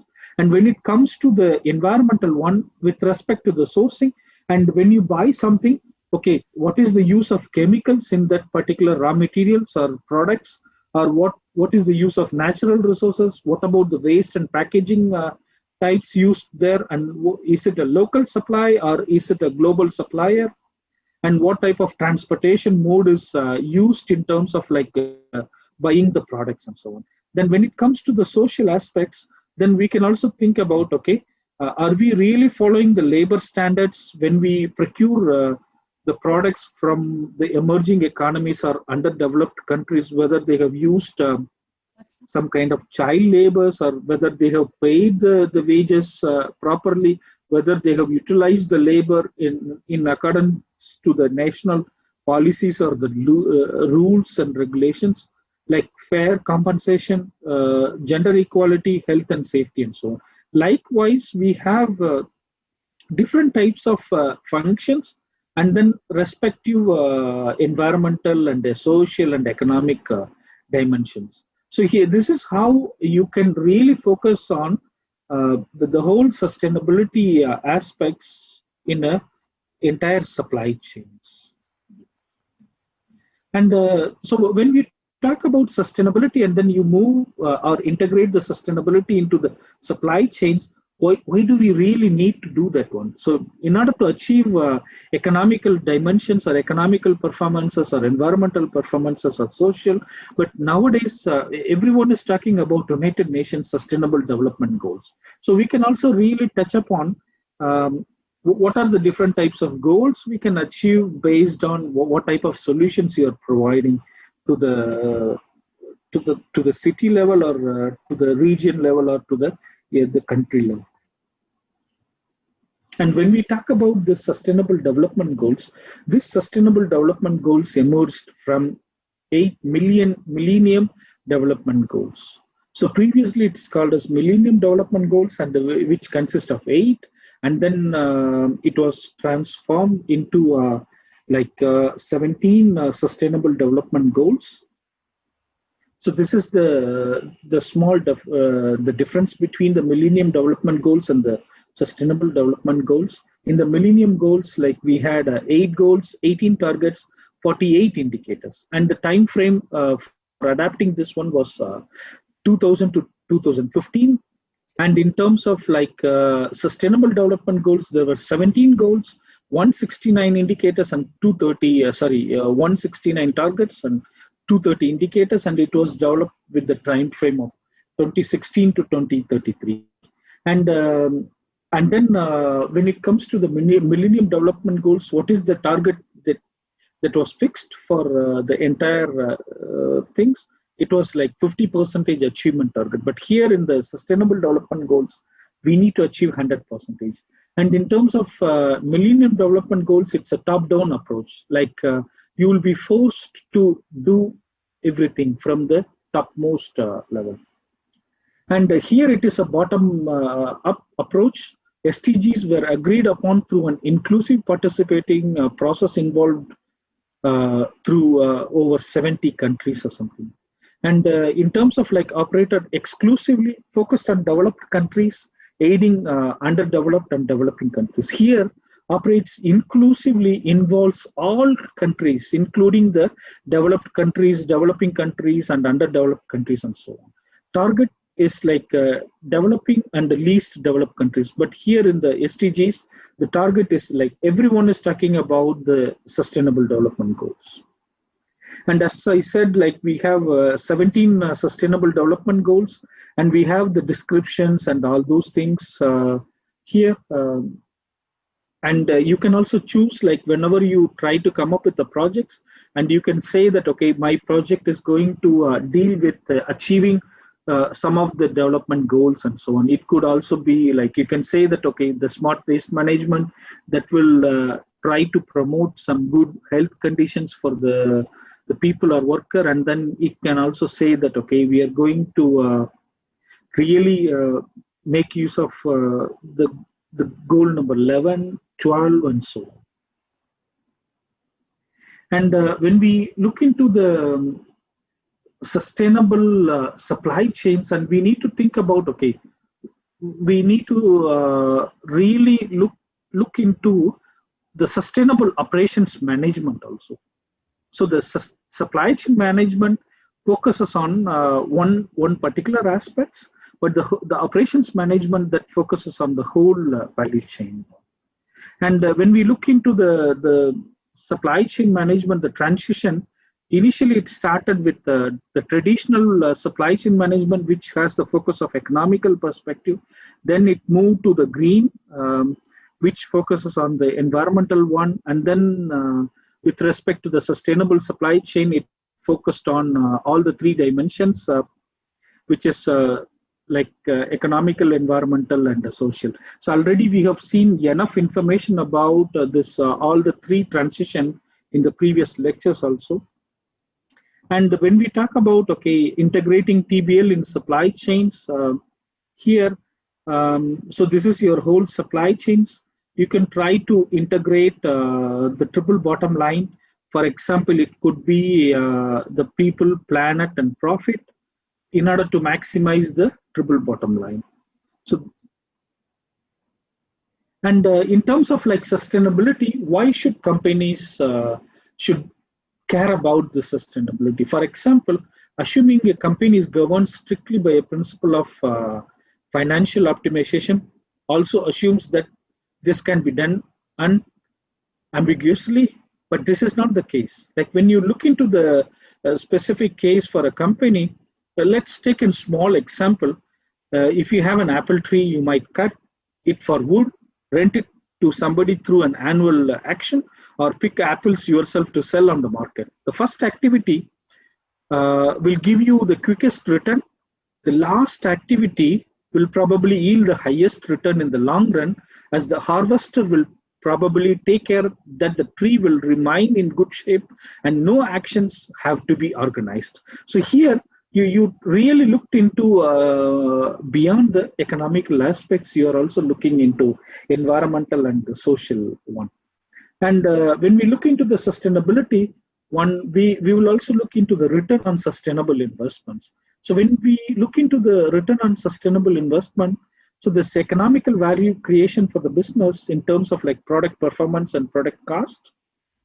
And it could be also like value creation, which could be company's reputation and image. And then it could also be value creation through effectiveness and flexibility. aspects. And when we look into the sustainability in a whole company, so you can look into okay, you can start with the strategic planning, and then you can try to implement to the mid-range or the medium or short-term planning, and then you can really investigate the sustainability aspects in the operational planning. And whenever you talk about sustainability within the organization, there will be an organizational change management journey. What is there? What is your initial state and what is going to be your final state? So there will be a transition stage, and then there will be a constant institutionalization stage, and then it will also have another transition stage from one level to the another level, and so on. And why do we need to do or implement sustainable supply chains into the whole sustainability? Is like the main motivation aspects could be due to like market facing drivers, or otherwise it could also be internally enabling drivers. Whenever we talk about the market facing drivers, it could also come from, let's talk about something in terms of like institutionalization theory. So when we look into some kind of pressures, the pressure could be from three different directions. One is the pressure is driven by, what do we say, like the competitors are doing that, so I will also do, or I will also follow the adoption of sustainable supply chains. This is one, driven by the competitors. Second one, so my government is imposing some laws, so I'm doing this by external factors.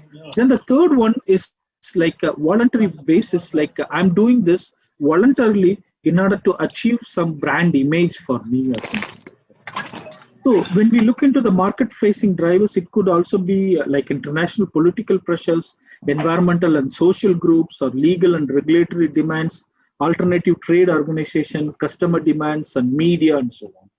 And we have some more things from, it could be also from United Nations, business-led initiatives, voluntary codes, social responsible investor, consumers, investor groups, and so on. And another aspects in terms of like market-facing drivers with respect to the strategic move is that, so if you really implement the sustainable supply chains, I'm going to be have a competitive advantage of others compared to my own company's current status. Then cost for profit by serving the bottom of the economical pyramid, and value-driven strategies and building a good corporate reputations. And then when we look into the internally enabling drivers, it could also be based on ethical investors. For example, the Franklin Research withdrawing investments from firms whose purchasing policies violate the human rights. So there could be so many aspects in the checklist of maybe the procurement checklist saying that, okay, if you're not going to follow any social aspects, we will not going to have a contract with you. Then in terms of like, it could be internally enabling drivers could be based on the employees. For example, Saipon employees' legal actions against large US apparel manufacturing over harmful working conditions. And there could be also some of, we have seen the drivers, but there could be some challenges to adapt the sustainable supply chains. It could be also based on the regulations. It could be competitors, competitive pressures, customers, like customer desire for lower prices, in terms of like suppliers, poor supplier commitment, in terms of media, like simply doing the greenwashing. Then the sectoral one, less regulated industries. And then some of the internal barriers could be people issues, strategic issues, and functional issues. And another aspects of the sustainable supply chain is nothing but the enablers or the motivators. Why should we do this? It could, the enablers could be, enablers could happen through the government, competitors, customers, suppliers, or investors, or NGOs and so on. And what could be the internal enablers to the sustainable supply chains? It could also be based on the same one: people issues, strategic issues, and the functional issues. So whenever whenever you have a system that has driving force or organizational change management to adapt the sustainable supply chains, there should be the system where you can also measure what you have done so far. So the performance measurements into the sustainability, the roadmap to sustainability's biggest priority by far is performance. Companies must produce tangible results that put them on a truly sustainable path. So whenever you talk about the performance measures, it should be a tangible one, and the performance will be the ultimate measures for evaluating the company's progress towards achieving the sustainability. So this was quoted by Professor Richard Locke. And about the performance measures, we need to know what is the performance measure, why we are measuring the performance, what we are measuring against what, how to measure. So the performance measurement is generally defined as regular measurement of outcomes and results which generates reliable data on the effectiveness and efficiency of the program. And when we look into the views of business performance measurement system, like there are 4 views. One is by Rogers, like an integrated set of planning and review procedures which cascade down through the organizations to provide the link between each individuals and the overall strategies of the organizations. So why we are really looking into the business performance measurement system?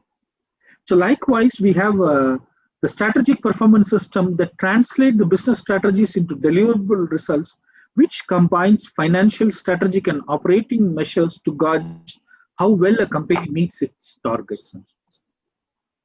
And when you look into the performance measurement, this is certainly not about profit alone. We have a lot of other dimensions other than the profits. Like in early 1980s, Johnson and Kaplan highlighted the shortfall of financial performance measures to reflect the changes in the competitive environment. So that's why, like, they introduced there was a revolution in terms of like the performance measurement, which uses different types of criteria. It could be a balanced scorecard, or it could be a performance matrix, or it could be a SMART pyramid, or Baldrige criteria for performance excellence, or performance prism, or Six Sigma, or European Foundation for Quality Management Excellence models or so. And when we look into the performance measures, we need to focus on beyond the financial performance. We need to consider environmental and economical performance.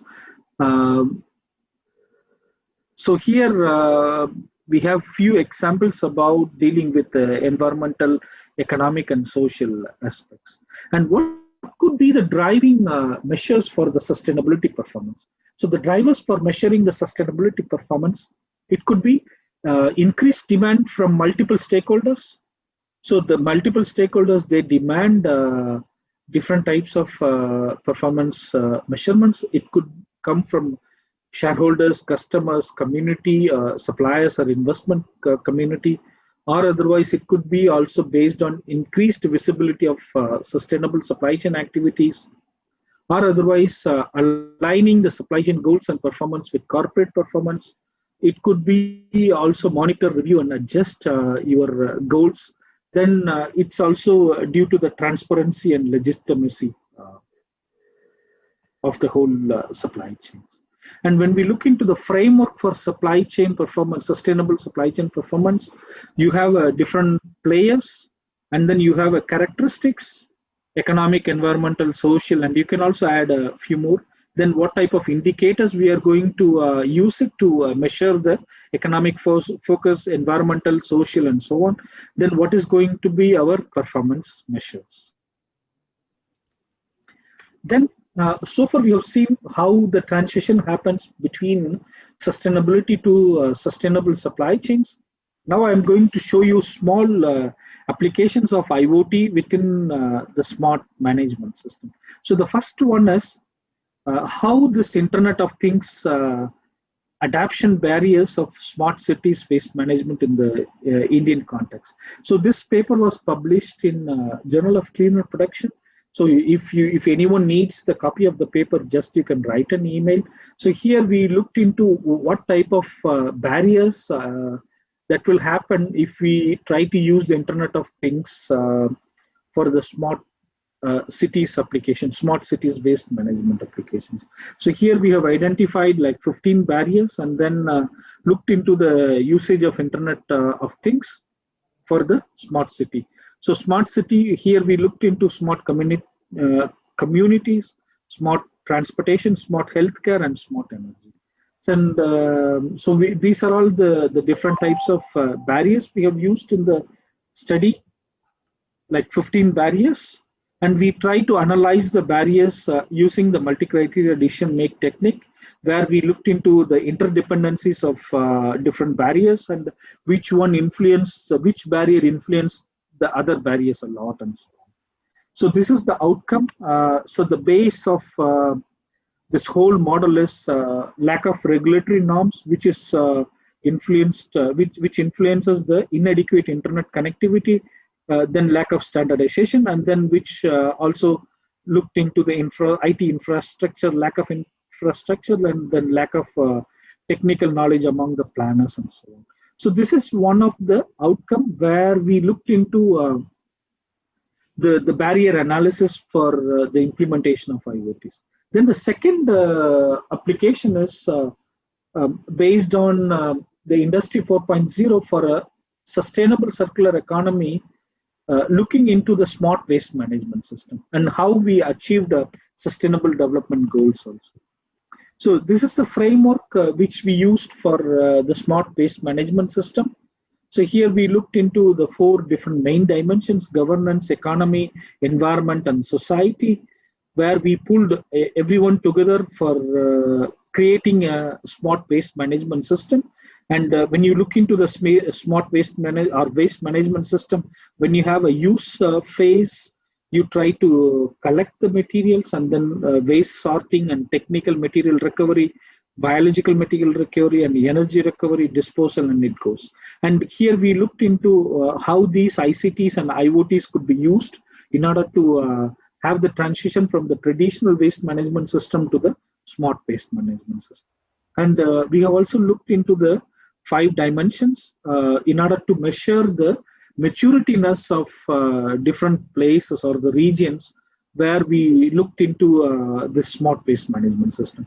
So here we looked into 5 dimensions. One is the governance, economy, social, environment, and the technological aspects. And here we also proposed a multidimensional, sustainable, and smart waste management framework, how we can achieve the smart waste management one in all the dimensions. Like for example, economy, it could also be called as like slow, fast, and advanced. Governance, low, mediocre, advanced. So we categorized all the dimensions used for the smart waste management system. And whenever you try to adapt at the highest level, we can also say that it is dynamic, adaptive, unique, flexible, and integrated systems. And this is the maturity level of waste management system for the environmental aspects for different types of cities. So we have a threshold. We were defined by the threshold, and then each city, we measure the maturityness of each city, how each city was performing under the environmental aspects. And then we have also proposed a business process model for the whole smart waste management system. What happens when the truck is there? What happens in the first stage, second stage, third, fourth, and fifth, integrated by the Internet of Things and decision support system? And what are the different types of technologies were used in order to support the whole smart waste management system? And then we have also made a small framework about the workflow design of a sustainable and smart waste management system here. what happens with the entire movement of the materials.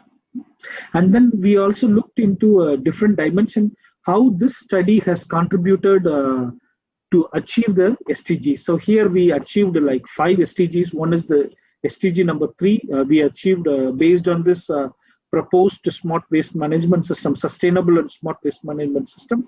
We achieved the sustainable development goal number 3 about the good health and well-being, clean water and sanitation, then decent work and economy and growth, and responsible consumption, production, and climate change. So these are all the 5 SDGs we achieved through our work. And this is the outcome of world-class professorship program last year. So we did a program last year with Dr. Yun, and we were successful in publishing a paper, this paper. And then I have also made a physical visit for 2 weeks, and Dr. Yun and her team also visited Denmark, and we discussed about several other opportunities for the world-class professorship this year, and we were a bit successful with our targets. So this is what I would like. I was thought about sharing with you. So maybe we can take the discussion session now. Okay, thank you so much, Professor Kanan. Such an appealing, and then also Pak Fadil has sent a chat here. Very interesting topic, Professor Kanan. I'm very sorry I must leave the meeting now, but yeah, he's waiting for the next collaboration and research with you, Prof. Yeah, no problem. Okay, so Professor Kanan has discussed about transition from sustainability to smart sustainable supply chain.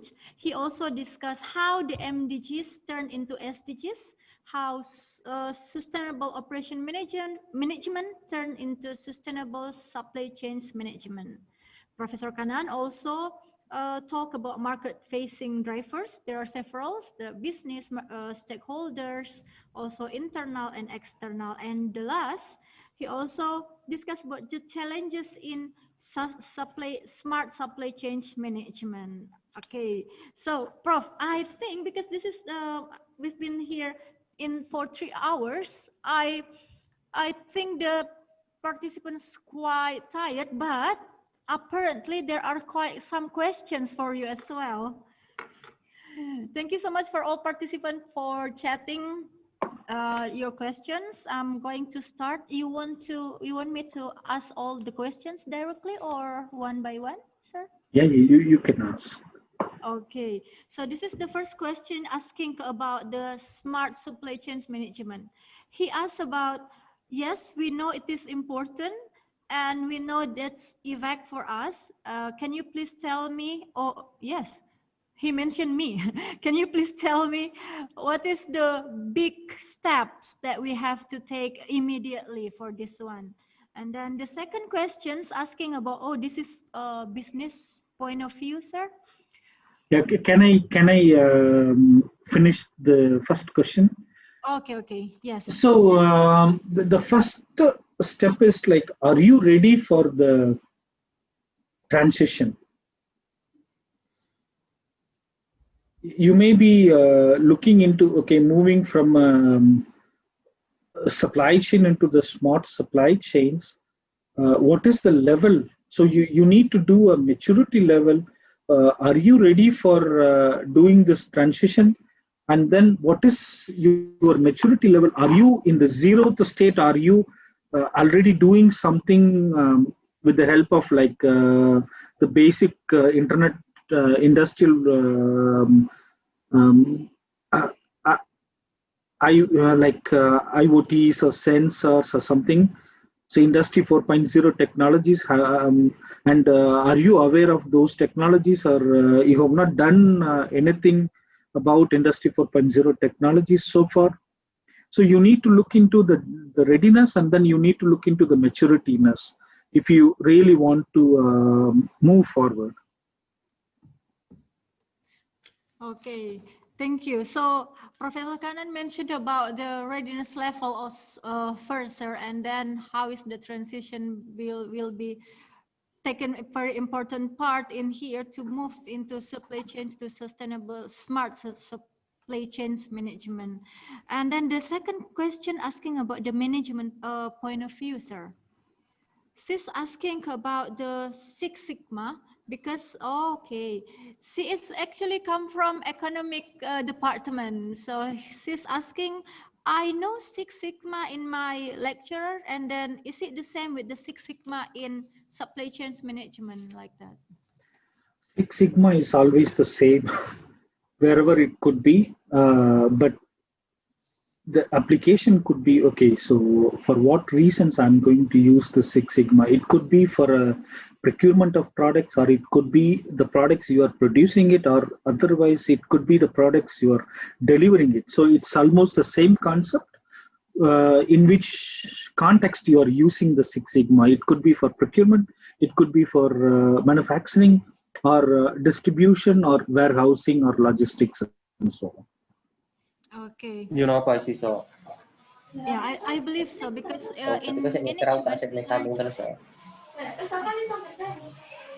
is there somebody who wants to? Okay, let me check it first.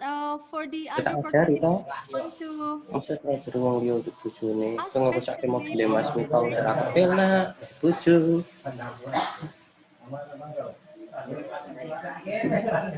I'm so sorry for that, Professor Kanan. We are going to mute. Okay. Thank you, Professor Kanan.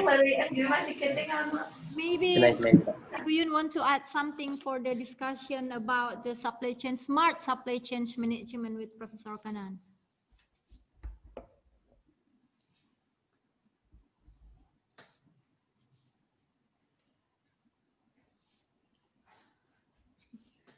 Okay, thank you, Mbak Nia. It's actually very interesting topic, smart supply chain management, Professor, and also thank you so much again.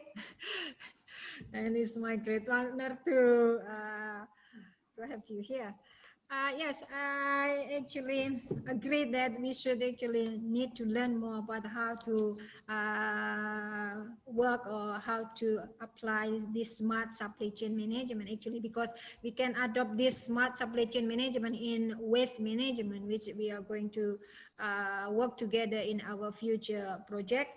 And I think that what we have discussed previously, but if in the supply chain management, there are also a lot of things we need to prepare, not only for the infrastructure, not only for the people, not only for the process, and not only for the government regulation, but we also need to think about the people, I think. And then as we know that the awareness of the people in this supply chain, especially for waste management, is still a very, very lack. And I think that a lot of things have been discussed with by Professor Kanan. And yes, he also discussed about one paper we have published previously, and I hope this year we also will publish a new paper, and it is focusing on the business. So when we talk about supply chain, we also need to know further about the business of the supply chain. And nowadays we don't only talk about the business, but we also need to talk about the electronic business, which we have been applied by a lot of industry currently. And I think that in future we also need to concern more on the circular economy business, which we would prepare for our next project. I think a lot of things have been discussed by three great speaker.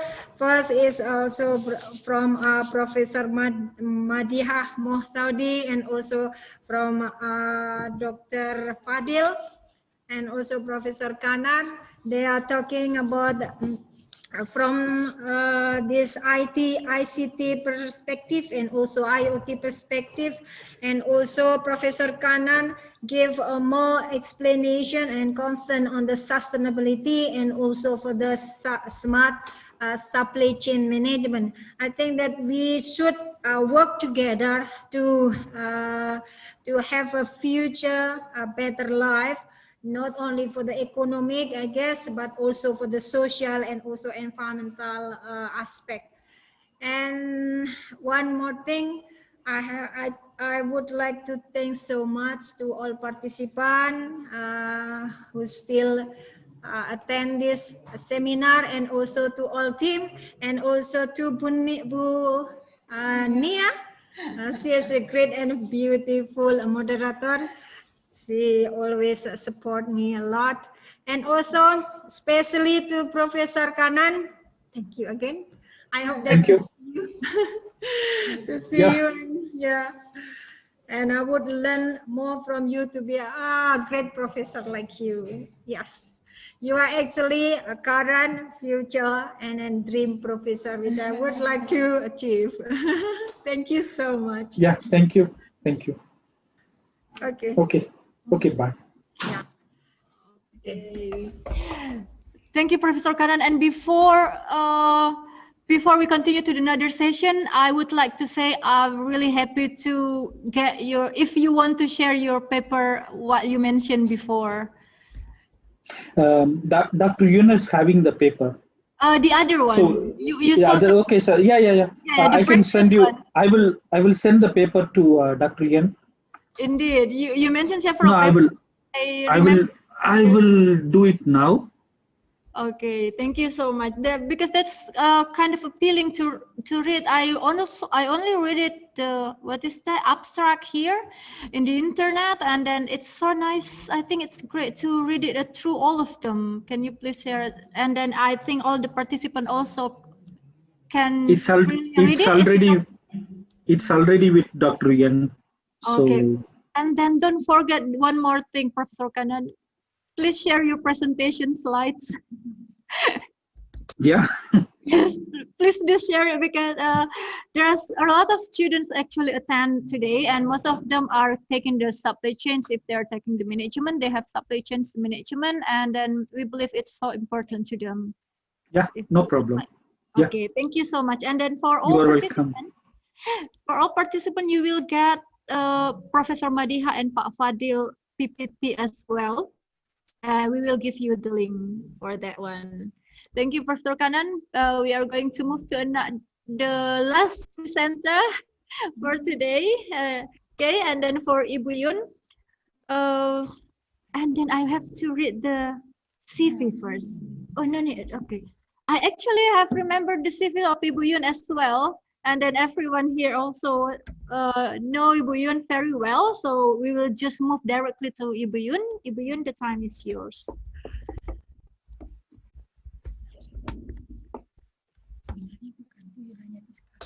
Okay. So if you have any discussion or then to Ibu Yun and Professor Kanan, maybe you can just raise your hand. We will get a small discussion between presenters, but we have two presenters here live with us. Professor Kanan, I believe you're still with us. So asking about the waste management, and here we are talking about, we've been through this seminar session from the first seminar until the third seminar now, and then the question must be arised, what actually has been taken, steps taken in regional site, essence in Magelang, Bu Yun. Maybe you can share some thought to the participant. After this, maybe Professor Kanan also want to share some thoughts about the waste management. Yeah. Thank you very much, Bunia. Actually, I just want to add some more. Actually, is regarding to our previous research. Actually, the most challenging thing we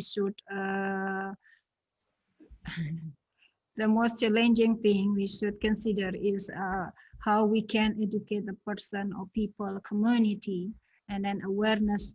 Their awareness to first is just to sort their waste. So actually, when we want to get a sustainable smart waste management, actually we need to know the source. We need to manage waste from the source. Once we can manage the waste from the source, and then after that they will be sent. And then it is actually need the integration, not only depend on the community, but also from the government, which I think that they must provide infrastructure, and also they must provide good regulation just to push our community, just to encourage our community to collect their waste, and then probably to sort and then segregate their waste in their house. And also, if we talk about the IoT, the implementation of IoT in this waste management, of course, the implementation of IoT, for example, like the application of a sensor in the waste bin. So we will encourage people or community to know that by IoT, by using the IoT, they can actually help the government to manage all the waste. So actually, by waste bin, so the sensor they use in the waste bin, so we will know how much the level of the waste in the bin, and then it will also help the government to schedule pickup time, and also to schedule the collection time. And then IoT will help to reduce the time consumption. Maybe there is some consumption. It's okay. Okay. And when I also, if I can try to find what have been discussed with our previous speaker also, when we talk about the IoT and also in the implementation of IoT in waste management, so especially nowadays in the COVID-19, it is actually will be very, very helpful, beneficial for us to use IoT, because the IoT will help to, sorry, can you hold this? Maybe, yes. Okay. So as what Professor Madhya presented in her presentation, she said that there are a lot of waste produced from the COVID-19, for example, like a face mask, hospital uniform, tissue, and medical plastic packaging. This is actually a big issue for our community, not only for the local, but also national and also international. And so nowadays, it is very hard to know the exact real data about the waste. And then by using this IoT, it will help us, it will help the decision maker, the stakeholder who in charge to waste management, this such kind of dangerous management, to make appropriate decision to solve this waste problem actually. And then from the source until to the end of waste disposal, from the collection, transportation, sorting, treatment processes. As I have developed in my previous research, we also use IoT to help the waste bank to collect a lot of waste, and then to get the reliable data, and then to get real-time data, so the government can know how much waste is in the city. And then also this waste management actually is very interesting business, I guess. Even without IoT, it is very interesting business. But nowadays with IoT, I think it will be more interesting because the business will need will more efficient in process, will more mean that will more reliable in data, and a lot of things we can get from this IoT implementation. But of course, we should manage this IoT properly. As Professor Madihah Modsaudi told that with the IoT, there is a lack of also about the security. So the security need to be concerned also because by IoT data can be stolen, data can be misplaced, and then we should also need to update the IoT system, and the testing process need to be conducted properly. And then, but before I finish maybe my comment here, I would like to just to give one note to us, all of us, that we should bring bringing citizens to the fair front. That's maybe the key point, which is very, very important here. So by the IoTs, with the all sensor, all the satellite, all the thing, and the people and the process. So this will raise stakeholder awareness of the IoT application power. So this will allowing citizens to manage their consumption. So I hope that in the future with the IoT, we can get a sustainable future, better in economic aspect, better in social aspect, and also better in environmental aspect. I think that what the dream we would like to be a smart and to be and to have and to achieve a smart and sustainable city. I think that I would like to share with you. Thank you very much, Ibu Nia. Okay. Yeah. Thank you, Ibu Yun, for the interesting closing, yeah, because Ibu Yun always help me to close the session actually, so I don't need to do any conclusion for the last team. Okay, participant, I already sent the link for the certificate and presence for today, so you can fill the link in the chat for you, and then we will send you the certificate via email. It's the e-certificate. So the closing statement will be like, we have modern tools, we have modern system, we move to smart sustainable management. However, to manage all the waste, we have to have circular model, as Professor Kanan said just several times ago, and it involves environment, business, government, and all society. So we hope everyone here will be helping each other to manage our waste and to increase our waste management to the smart level. Thank you so much for everyone for joining us since 1 p.m. this afternoon to 4 p.m. now.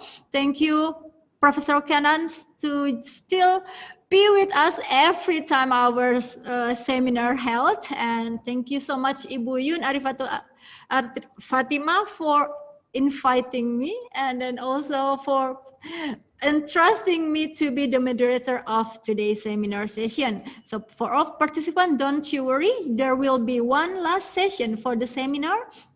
And 4th of November, we will share you the link and also the poster for you to join, because there will be a lot of more interesting and great speakers come from Professor Kanan himself, of course, from Brunei, and also from UK will join us together in November 4th. And then the last, we have also speaker from German will be joining us as well. Thank you so much, and for everyone, for Professor Kanan, for Ibu Yun, and participant, we will meet another time. And then I will close this session with saying Alhamdulillahirabbil alamin and good afternoon for all of you. Assalamualaikum warahmatullahi wabarakatuh. Waalaikumsalam warahmatullahi wabarakatuh. Terima kasih. Waalaikumsalam.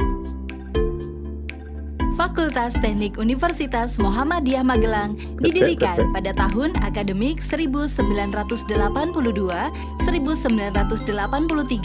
dengan mengemban visi menjadi fakultas teknik yang unggul dalam bidang ekoteknologi dan information technology berdasarkan pada Islamic value dan mampu bersaing di tingkat Asia Tenggara.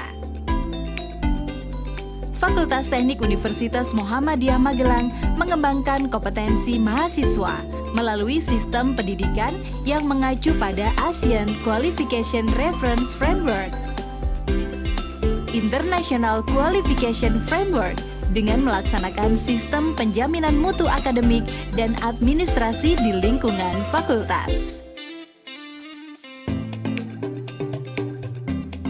Fakultas juga mengembangkan penelitian dan menyebarluaskan ilmu pengetahuan pada bidang ekoteknologi dan information technology yang diakui dan dikenal di tingkat nasional, regional, dan internasional. Fakultas Teknik juga melaksanakan pengabdian kepada masyarakat melalui difusi produk akademik, serta membudayakan perilaku Islami kepada sivitas akademika Fakultas Teknik untuk mendukung tercapainya tujuan persyarikatan Muhammadiyah. Fakultas Teknik Universitas Muhammadiyah Magelang berkomitmen untuk menghasilkan lulusan yang unggul serta berorientasi pada kebutuhan stakeholder dan perkembangan ilmu pengetahuan dan teknologi dengan melaksanakan catur dharma perguruan tinggi yang disertai pengembangan nilai-nilai Islam dan kemuhammadiyahan sehingga menjadi nilai tambah selain melaksanakan pendidikan, penelitian, dan pengabdian kepada masyarakat. Fakultas Teknik Universitas Muhammadiyah Magelang menaungi 4 program studi, yakni S1 Teknik Industri,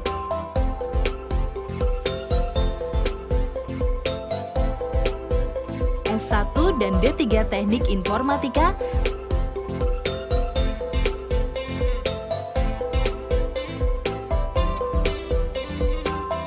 serta D3 Mesin Otomotif.